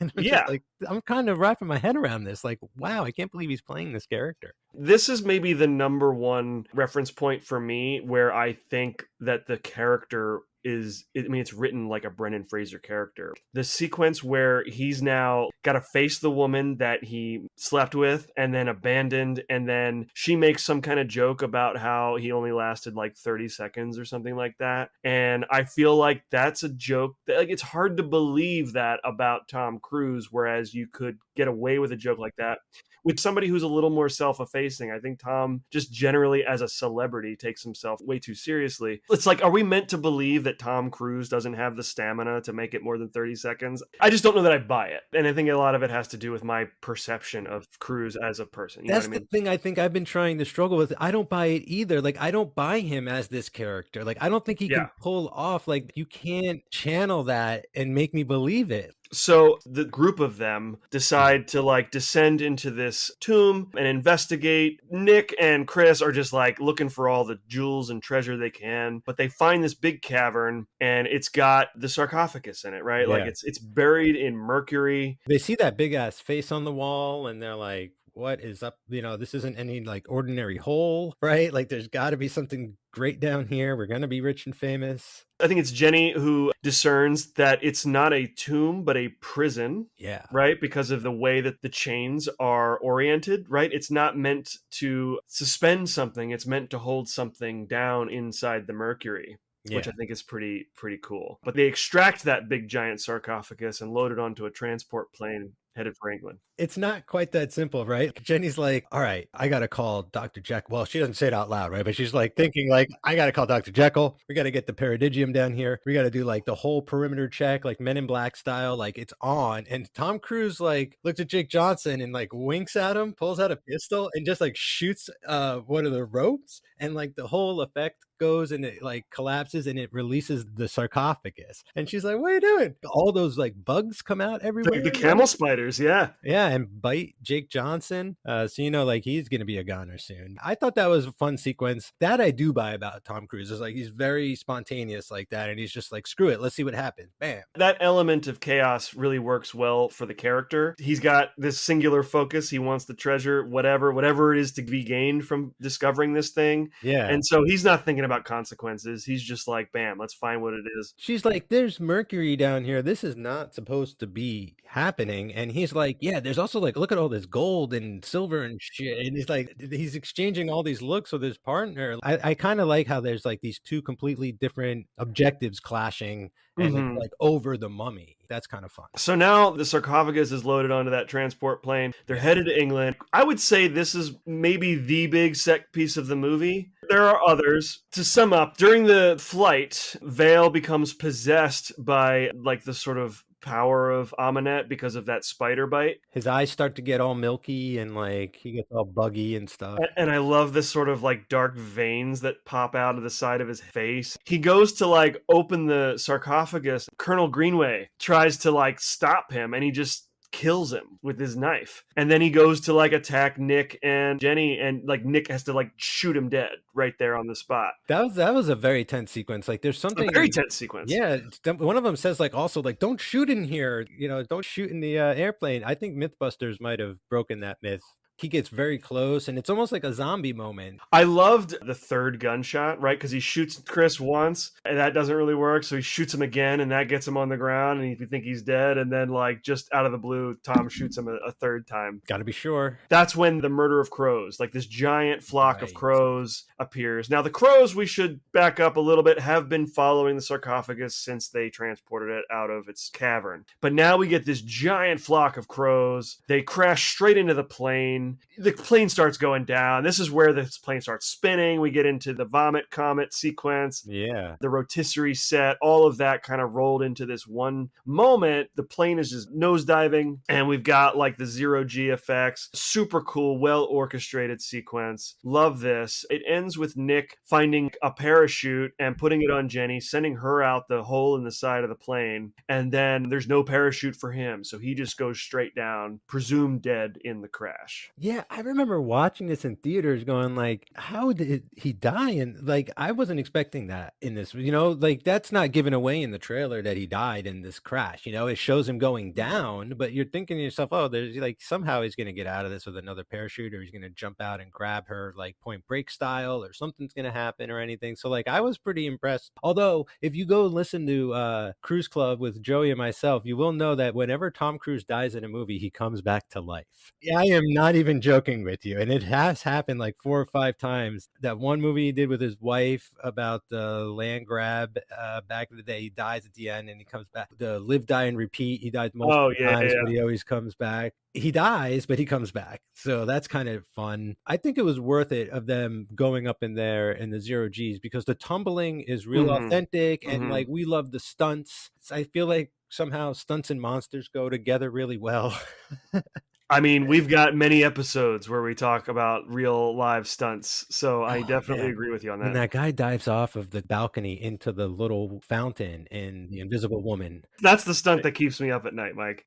Right? All in all, it's not necessarily the set pieces or the sequences or any of that. There just seems to be something off about how everything like fits together smoothly, you know? And it's Yeah, not like killing it for me. It's just kind of there's some noticeable like choppiness to some of this.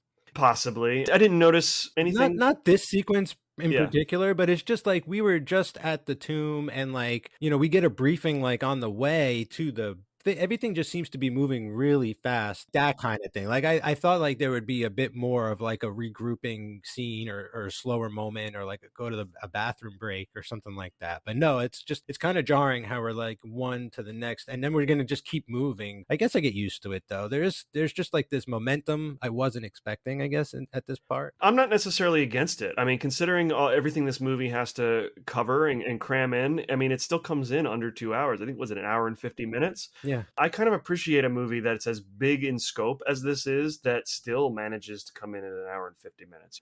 From here on to the end, it's like pretty much mummy, mummy, mummy with some prodigium shoehorned into the middle of it. The plane goes down. Nick is presumed dead, but no, wait. He wakes up in a morgue in Yeah. Oxford in a sequence that I think is really interesting tonally because it is kind of scary in a lot of ways, but also we've got Tom Cruise naked in a body bag. There's something inherently funny about that. He gets up and he looks around and everyone comes in and he doesn't remember that he's naked. So everyone's like staring at him and he does like that very embarrassed kind of like, puts his hand in front of his junk and like gets behind the counter kind of thing. Like it's a really good counterbalance, right? For the tone of the scene, right? A guy wakes up dead like in a body bag in a morgue and that's Mhm. like chilling. So like if you kept that going in that direction, I don't know if they would have pulled it off, but since they ended in a comical bit, I like the balance of that moment. There's a lot going on tonally, but I do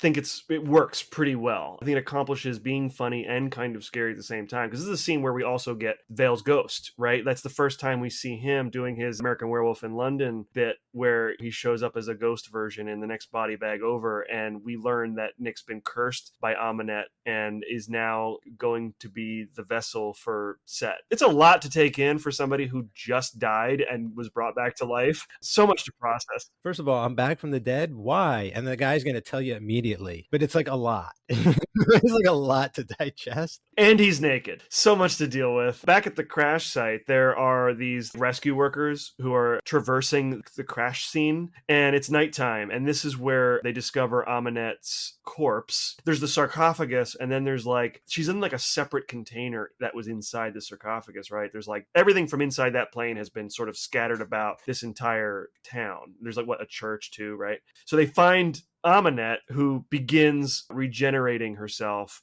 very similarly to the way we saw Imhotep do it in the 99 Mummy, basically sucking the life out of these people. And she turns these people into zombies. So Yeah. for every soul she sucks out of or sucks into her body, and regenerates herself, she creates a zombie to add to her undead army. It's very cool. Like she does like kind of a spider walk or something at one point. I like the design with the tattoos and the split eyes. I like how she's like a soul sucking zombie and makes her own army of the dead. That's all fun. Yeah. Like overall, like for a mainstream blockbuster, like this is a pretty intense, creepy sequence. So one thing I learned about this particular sequence and other similar sequences is they used dancers to play these zombies because they were so skilled at movement. They could shoot that stuff practically. And I think that first scene with Amunet where I think she's looking out over the water and her like zombie minions are behind her, that was like motion capture because she's still mostly bone. Like there's not really much flesh there. So they sort of motion captured it. But I loved the commitment to practical effects where possible and using actual actors and dancers and other performers. And sets. There are lots of sets. Like we mentioned a little earlier that like they built these big sets and stuff and it's like great to have that. Nowadays with the volume, sure, give or take, but like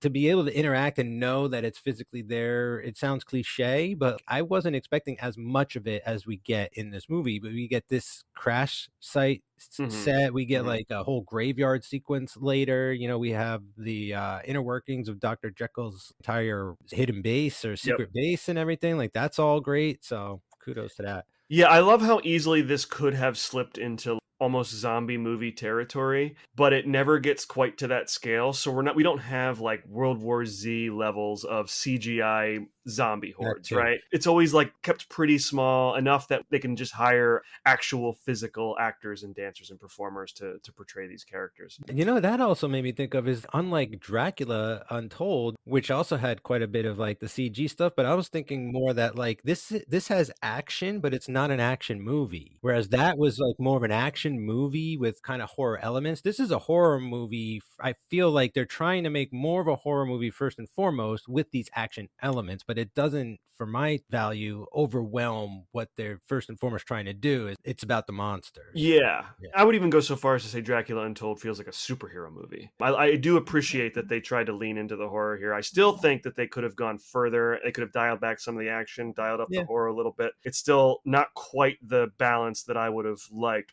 With Amonette kind of wandering into London, there's a whole sequence where she encounters Nick and Jenny in like the back alleys of London. That's where she does like sort of that weird crab walk. I'm pretty sure that was done with like a contortionist who found like a unique way of moving that looked really inhuman. And then Amonette finds the dagger of Set. She just kind of like knows it's in the crucifix in the tomb. Like she's on top of the tomb, right? And she like throws the thing over and sees that it's the dude. And then she like hits the cross that's attached to his coffin and like pulls the dagger out of that. Yep. I was like, how'd you know that? Why couldn't they just bury it with the guy? Even cooler would be if it was like in his rib cage and you'd be like, how the hell they do that? Does she have the jewel yet? I can't remember. I don't think she has the jewel yet because she needs the jewel and the sword to complete the ritual. Correct. I think she just finds the dagger. And it's a scene with the rats too. That's a whole gross sequence I Yeah, really liked. crawling all over Cruz's face, and I wonder if any of that was real. I wonder if they just like filmed some of that, to get reference. And he was like, "Yeah, just let him run all over me, whatever." Is this the first mummy we've seen where the mummy has sort of control over animals like birds and rats and things? She is a Dracula. This is a Dracula gift, right? Isn't that one of his things is to like control the creatures of the night, like the creepy crawlies and like the murder of the crows and everything, and like all the things associated with like gothic, dark kind of animals and rats and with carry disease. I've seen Dracula turn into a swarm of rats or a mist or wolves or whatever. I'm trying to remember. It's been a long time. We've been doing this show a couple years. Has there been an example of a Dracula controlling animals like that? It does feel like a Dracula thing. It feels like at some point, like he walks into the room and like, all the bugs come out to play. It's just like that kind of feeling to me. But I don't mind her having that power. I think it's cool that a monster has that power. It's like I don't know if she can control dogs, but she could probably control a wolf, right? Like there's like it feels like there's a difference in nature in this universe between like good animals and bad animals, and like Right. crows and rats and spiders, like they're bad, so like evil people control those. But if like you're Radagast, you control like the squirrels and the birds and like all the good animals and shit. Sure. It's an interesting ability. I do agree that it feels more vampiric than like a mummy thing, but it's just one more thing where like the mummy is kind of drawing from Dracula or vice versa, right? Like I feel like the mummy and Dracula have this codependent relationship, right? They had the chance to get together and rule the dark universe. They That really would have been a did. great plot point if like we can't let the mummy get together with the Dracula or else it'll be the end of everything. And like By the end of this sequence, before Amonette can get her hands on Nick, these soldiers intervene, and this is sort of our introduction to Dr. Jekyll and Dr. Henry yeah. Jekyll and Prodigium. Yeah, there's a whole to do. This is like a stop everything. The Mummy movie you were just watching effectively grinds to a halt, so we can introduce all of these new elements. This is Universal paving the way for the dark universe. And so I'm going to like sum it up as succinctly as I can here, and then we can sort of discuss, whatever pieces of it we like. So we learn that Jenny is secretly an agent of Prodigium. So she was there to like find the sarcophagus. She certainly lied to Nick about her motives. Prodigium exists under the Natural History Museum of London, which is cool. Okay. So they're like a secret society. They kind of keep tabs on all of these monsters that have existed over the course of history. And we get these jars of preserved remains. We see what looks like a vampire skull. We see a webbed hand, very much like the creature from the Black Lagoon. Yep. Dr. Jekyll uses the phrase, "Welcome to a new world of gods and monsters." Gods and monsters. He confirms that Nick was indeed cursed by Amunet and reveals that his plan is to allow her to complete the ritual that she started so many years ago and allow Set to sort of enter Nick's body. That will allow them to destroy Set once and for all and essentially save the world. Right. Yeah. And well, at least for today, like that's done. We don't have to worry about Set and the mummy and raising mummies anymore. We can just check that off the whiteboard. Right. And Amunet at this point, she's held captive, right? She's in that, it's like a weird BDSM getup, right? Like, it's not weird. It's just BDSM. Like, I'm not even joking. Like, this goes back to the 30s, bro. Like, we talked about this in like early mummy movies and monster movies and stuff. Like, even when Frankenstein is bound, like, there's a reason. It's supposed to be giving off that message. And this is a very sensual mummy. Like when she sucks your soul, she sucks your face, you know, she's giving you like a deep kiss and that, and it's all men. She's only attacking the men. So there's a target thing going on there as well. A power thing. This is good. This is part of monster stuff, is the bondage element and like the sex element and all that kind of stuff. Like you got to play that up on some level, I feel. Maybe it's not so obvious nowadays because we see so much of that injected into the subtext of so many of the movies we watch now. But in the 30s, for sure, that stuff stands out. The 40s, back when the Hays Code was in effect. I worked next to the piercing store and they like swing from their backs from hooks sometimes. Oh, yeah, like, I saw this and I thought of that. So this is the scene where we get Russell Crowe's scenery-chewing performance as Henry Jekyll. Just as Jekyll is so good. Like, and he's also trying not to freak out. So he's like loading up his little injection machine and Tom Cruise is like stealing it at one point, but like he's loading up his things. He's like, I'm talking to you about monsters, right? But I might be a monster too. So like, I don't know, man. I love Russell Crowe. Like I've always loved him. Like I think we said, I mentioned earlier, like he'll do anything. Like he's up for anything and he really dives into it all. Like he finds a way to play up some angle. Yeah. The opportunity to sort of do a nice guy, a good cop, bad cop. Yeah. I remember saying before that when he's Hyde, he was channeling Ray Winstone. I want to say that his Henry Jekyll may have been like a Hugh Laurie, you know, like a real nice British gentleman kind of type. It's almost like got a Hugh Grant. Or maybe Hugh Grant. He's like, he's like, Mr. Morton, if you don't mind, can you please just like come over here for a moment? Oh, don't touch that. Don't touch that. At the end of the day, he's still Russell Crowe, but he's doing these slight variations of Russell Crowe. One thing I was surprised about was his size. He is very imposing, Russell Crowe. Like, I don't think he's that big in person, but like he towers over Tom Cruise in this movie. I mean, that was definitely by intent. I mean, what, Tom Cruise 5'8", and so you got Russell Crowe like just, you know, looming over him in these sequences. I love the way they've chosen to depict Henry Jekyll and Eddie Hyde. I love like the sort of just him constantly fighting himself with the injections, the constant injections. We learn later that one room that they have is literally for him when he has one of his episodes, and they can like secure him so he doesn't fly off the rails. Oh yeah, kind of like what Anthony Hopkins had in the Wolfman movie, where that room he would lock himself in when he was going to transform into the werewolf. First of all, I love that he's Eddie Hyde. I gotta go back and watch those originals and remember if he gave himself a first name when he's like that. But he's like, oh, it's a good friend Eddie Hyde over here today and stuff. But I feel like he has like a Hulk cage for himself. Yeah. You know, like I'm getting sort of like a SHIELD headquarters kind of vibe because like mostly we're in like his study which Yeah. is like a big ass library, but like there's also other departments like where she's being held. It looks like the ship, the Nostromos, right? Like Oh, chains sure. hanging everywhere and things dripping and grates in the floor and stuff. There's other levels to wherever the secret hidden base is, which I almost wished for a minute was the Paris Opera House, like beneath the Paris Opera House, and they were Oh, like it was like the Phantom's old chambers or something. Like that uh-huh. could have been a fun rewrite, maybe. Down the line, they find another like chapter, the Paris chapter is hiding out there. But overall, I do really like this sequence on its own. It is a total Iron Man 2 mistake, right? Like it Yep, is the yep. thing they did wrong kind of with that movie, which is like it grinded to a halt. And like they should have just done a Shield movie. And like with this, they should have just done a Paradigm movie or a Dr. Jekyll, Mr. Hyde next. Have her hint at stuff, have the Jenny character hint at like her boss, this, I'm sending things to this guy, and then at the very end have it be revealed in like a post-credit scene or some shit like that, you know, and then she carries the next movie with Russell Crowe.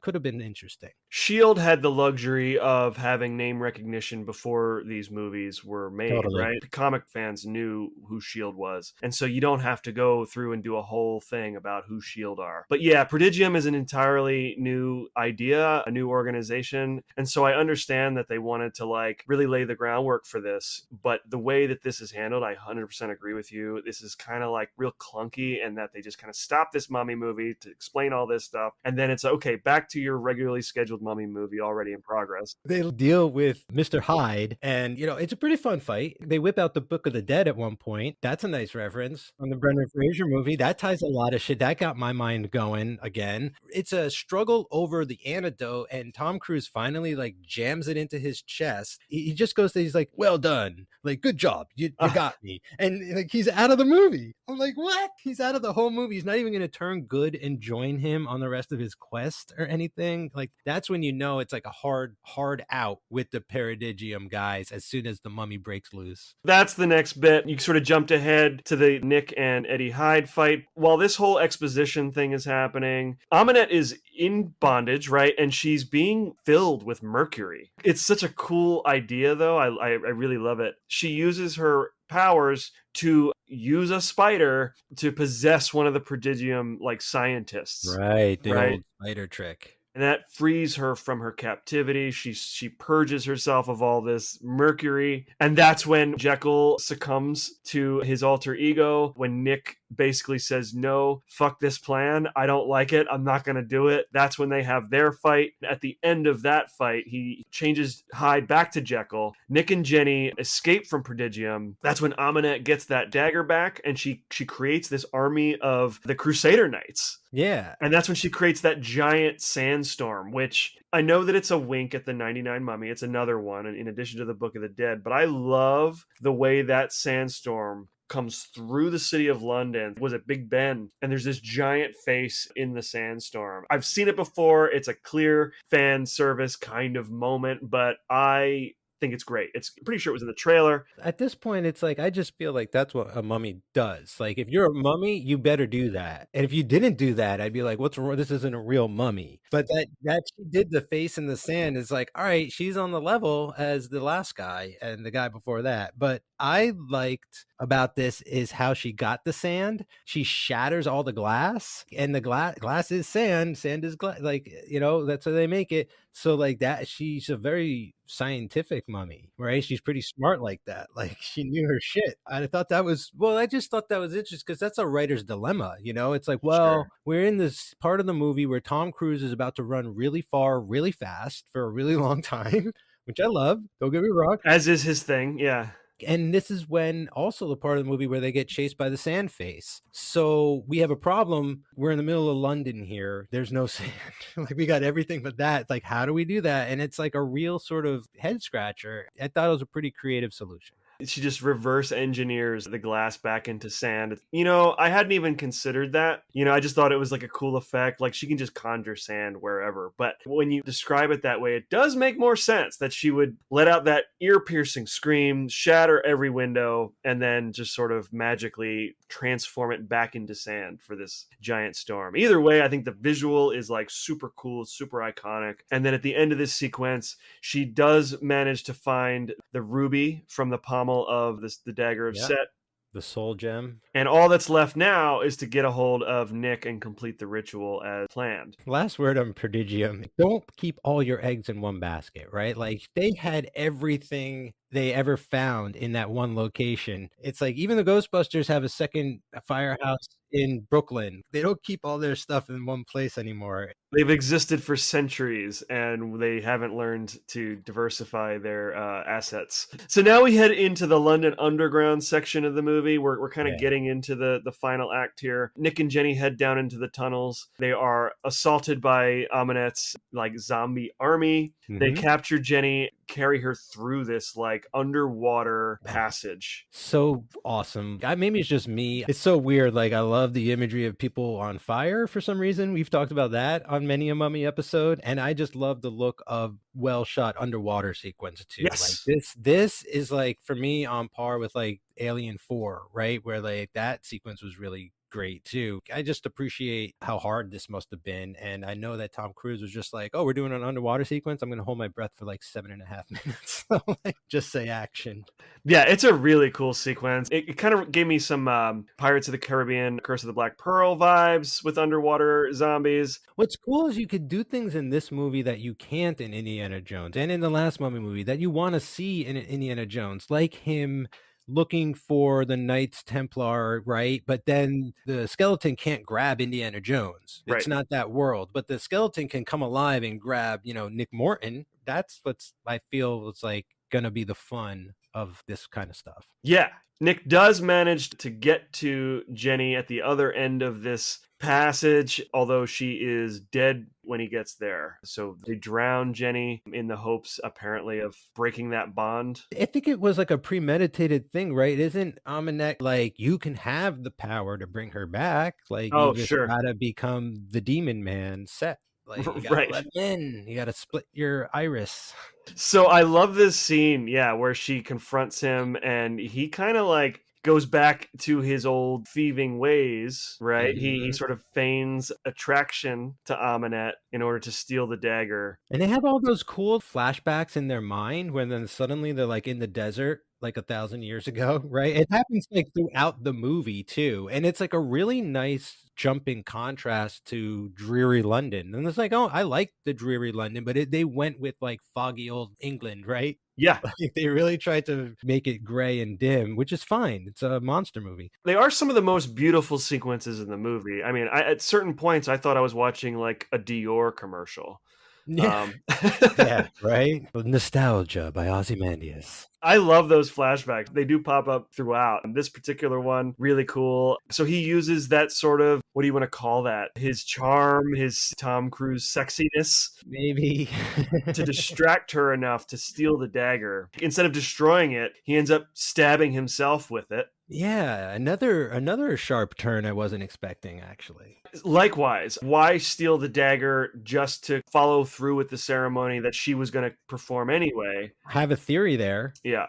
She didn't end up performing the ceremony on him. He did it to himself at the end. So perhaps if you try to possess yourself, you can maintain a level of control over whatever is inside of you. You hear where I'm going for? Like, sure. Yeah, because if it was her stabbing him, she'd just be like, all right, it's your body. Like, I don't want any control. Like, do whatever. But like, since he stabbed himself, maybe now forever he'll have to balance that.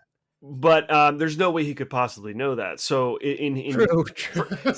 For him in the moment, it is to draw from Indiana Jones again. It is a leap of faith, and it works out for him because he does manage to regain control of his faculties. But now he's got the powers of Set, and he can overpower Amonette in this sequence. So he spent like the first half of this scene getting the shit beaten out of him, and then he turns the tide. He then gains the powers of Set and sucks the life out of Amonette, turning her back into this shriveled corpse. Yeah, she gets into like the fetal position and becomes like a prune. He sort of gets the Bilbo face when he's going for the ring, like he gets like the sharp teeth and the evil eyes and like that whole act going on.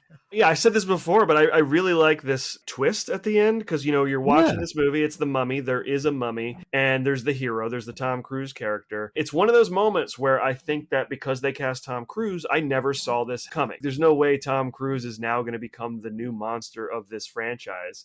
Well, yeah, I was thinking, like, after the fact, this was a really clever move because I was like, they're gonna kill the mummy, they're gonna bring another mummy into this kind of thing. And Right. then it's like, well, how are they gonna make this a cliffhanger in sort of a way you want to tune in again? And it's like making him the mummy, like that was very unexpected. And I think it solves a lot of issues, right? Like you still have a mummy, it's like Yep. a legacy thing, it's something that can be passed down, like you're establishing a lot of stuff right there. Even if Tom Cruise didn't show up in the next movie as the mummy, we understand that, like, oh, that was given to this new guy from, Uh-huh. like, he Uh-huh. somehow transferred that or something. You know what I mean? Like, I'm just saying, like, those kind of things open up in my mind a little easier. Yeah, yeah, and as much as it does draw a couple different elements from the original 1932 Mummy and the 1999 Mummy, it does in this moment, it really does forge its own path. This is Yeah. not going to be, obviously, it's not going to be Imhotep. It's not going to be Amenet. It's going to be whatever this new thing is. Like, this is another reason why I'm kind of like sad that we didn't get to see more of this, because I really would have liked to know what their plan was with this Nick Morton character. And now he's imbued with the power of Set and he's become this wholly new thing. And how would he interact with Johnny Depp's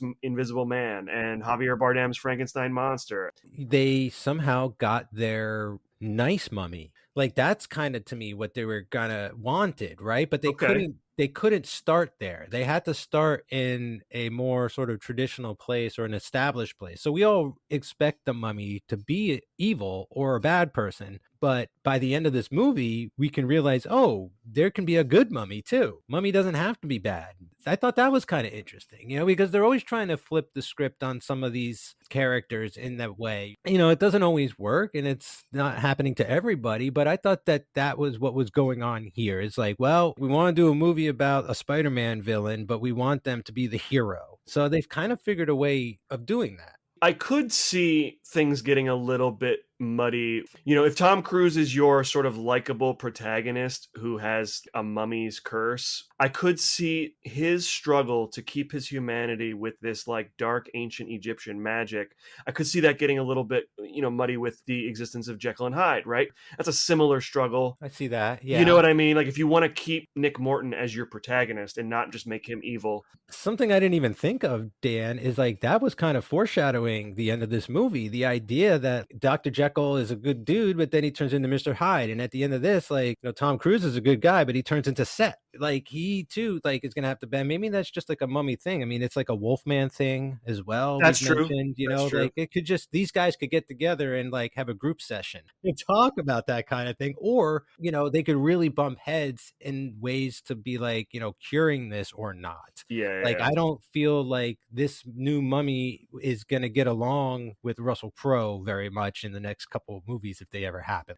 So now Nick has the power of Set. The first thing he does with that after defeating Amenet is resurrect Jenny. There's a really cool scene where he's like lurking in the shadows, doesn't want to reveal himself. I didn't really like how he revived her. He just needed to like kind of put his hands over her and then things start glowing and you just do some mummy magic and you bring her back to life. Or if you want to get elaborate, like wrapping comes out of nowhere and it Mm. wraps her up and she comes out of it alive or something. I don't know, but like he screams at her. Uh-huh, uh-huh. He literally just like yells, "Wake up," in her face like 5 or 6 times as loud as possible. And she wakes up. And I was just like, man, just do some mummy magic. Something just occurred to me. Given what we know just from this movie, I worry about how the Dark Universe would have ultimately dealt with death, because Mm. everybody who dies in this movie comes back to life, except for Amenet, because she's the quote unquote villain. Well, she's not necessarily all the way dead either. Like they mentioned they have to keep a watch on her and like she can't get out again. Like she could come back technically. She could. Prodigium gets a hold of her corpse and they lower her into like a pool of mercury to keep her secure. It's just like Jenny comes back to life. And then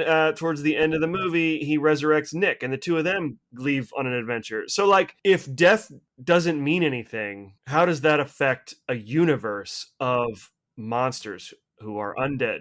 Dan, that could be a great theme running throughout the entire franchise because it relates to so much of these monsters. Like, that's exactly what Dr. Frankenstein is trying to figure out, right? Like, how to cheat death. And it's like, he's got to get a hold of this mummy and ask him, like, what did you do to bring this back? Like, I'm trying to make a guy over here. Like, I just feel like that is thematic. Like, that is kind of, to me, all joking aside, that is kind of an interesting theorem to have about your franchises. Like, what if you can escape death? What if it is not permanent? What if that is the point? Where do you find meaning?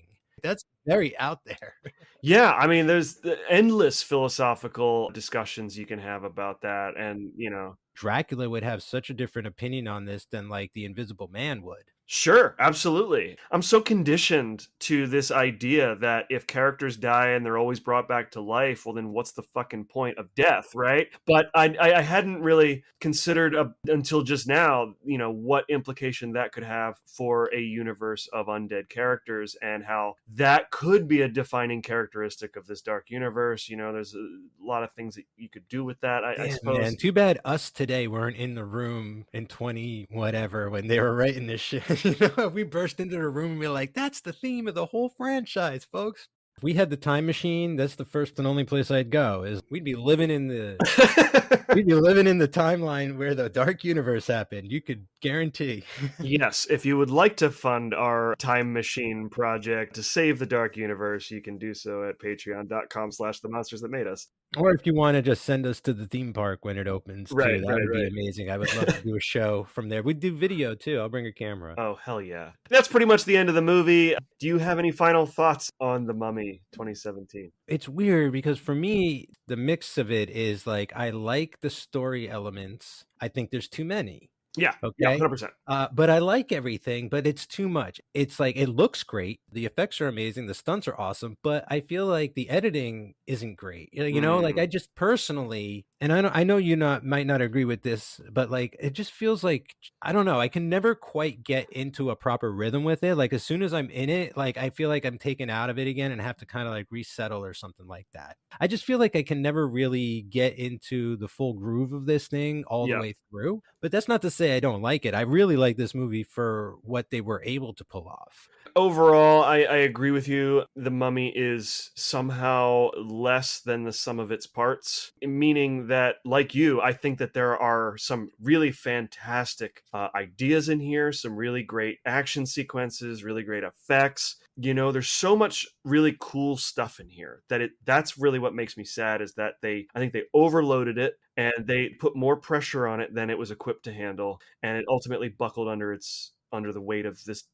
like giant universe setup. And so like we'll never get to see what was coming down the pike for it. Like there's so much that I like. But yeah, I think the editing is definitely a huge factor, that it's just assembled in such a way. It's like when you're working on something, whether it be for work or whatever, and then someone distracts you, and then okay, now I got to get back into that groove to finish the thing I was working on. And this movie is kind of like that with Prodigium. I'm on board with all this mummy story stuff, and then Prodigium comes in. It's like, well, hang on a second, we'll come back. I think they just got too ambitious too early. If they had just kind of kept maybe that opening scene with Russell Crowe, even if they showed his face and then kind of show him at the end as this like, okay, we're hinting at Prodigium, that would have been a better thing. Bookend the movie with that. Come back to Prodigium with Bride of Frankenstein, and then we get a little more piece of that puzzle. By the time we get to whatever the Dark Universe's Avengers movie was going to be, then we kind of bring everything together, and then Prodigium is a major factor in that. Key and Peele meet Frankenstein.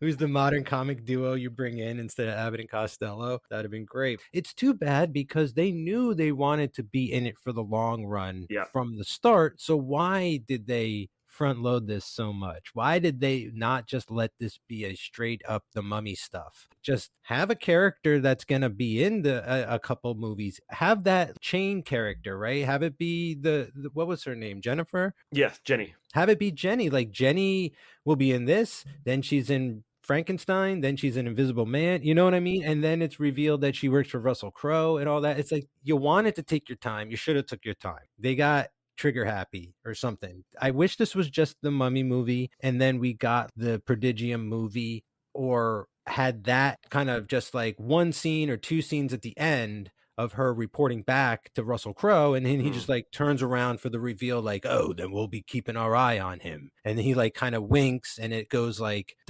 from Dr. Jekyll to Mr. Hyde, and then with Heart Out. I would have loved to have seen Eddie Hyde reveal in like the third or fourth movie. It's like when you make a Hulk movie, right? You don't start with the Hulk in the first 20 minutes. You build to the Hulk. So I love this idea of like having Henry Jekyll, and then like whatever the fourth or fifth movie is, like finally we get that Hyde reveal. Maybe he's the villain. I know we kind of think of him as the Nick Fury of this universe. That doesn't mean he's the good guy, right?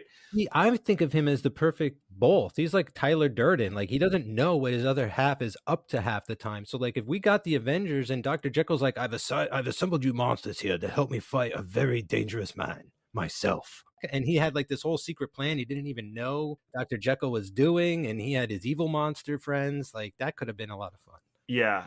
I could very easily see Prodigium morphing into this oppressive organization, where like the Frankenstein monster just wants to live. He just wants friends. But here comes Prodigium messing with him again. Damn it, Mike. We have to get a time machine, go back and stop this.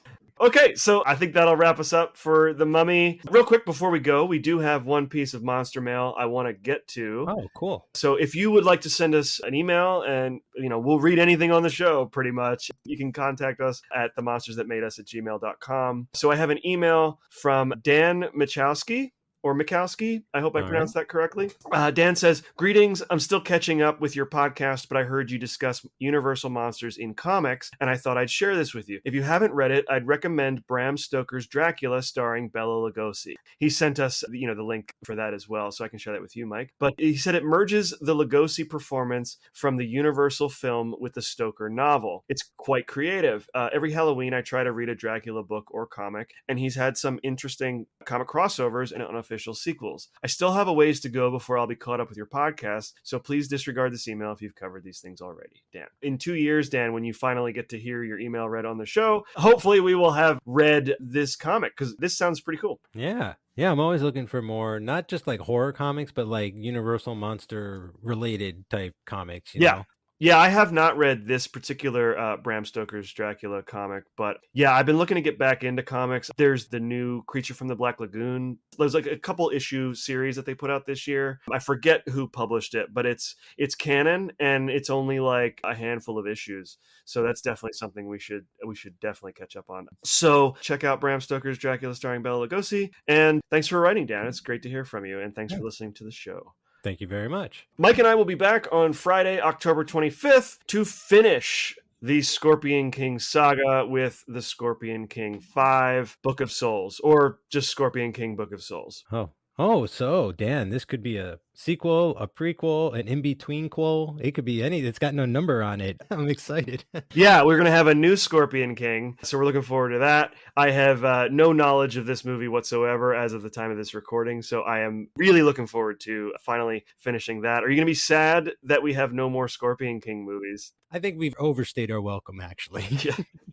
I'm good to go. If you are listening to this episode as it is released, we should have 2 more episodes with Development Hell Podcast on our part of our series on the Dark Universe. So keep a lookout for that. You can subscribe to Development Hell anywhere you get your podcasts. Keep an eye on our social media as well. We'll be sure to update on that too. In the meantime, you can follow us on X, aka Twitter, at Monster Made Pod. We're also on Blue Sky at Monster Made Pod, and on Instagram and Facebook at The Monsters That Made Us. You can follow me pretty much anywhere at Dan Cologne. Mike, where can listeners find you? You can pretty much follow me everywhere at _Mikester, MIKESTIR, and all the other shows I'm on at cageclub.me. If you enjoyed this episode and you want to support the show, you can become a Patreon supporter at patreon.com/themonstersthatmadeus. You can also support the show by giving us a 5-star rating and review on iTunes. And we can't forget about our t-shirts on TeePublic. You can find the link for that in our aforementioned Twitter and Instagram bios. For all other things Cage Club related, just head on over to cageclub.me. That's cageclub.me. Stay spooky, everybody.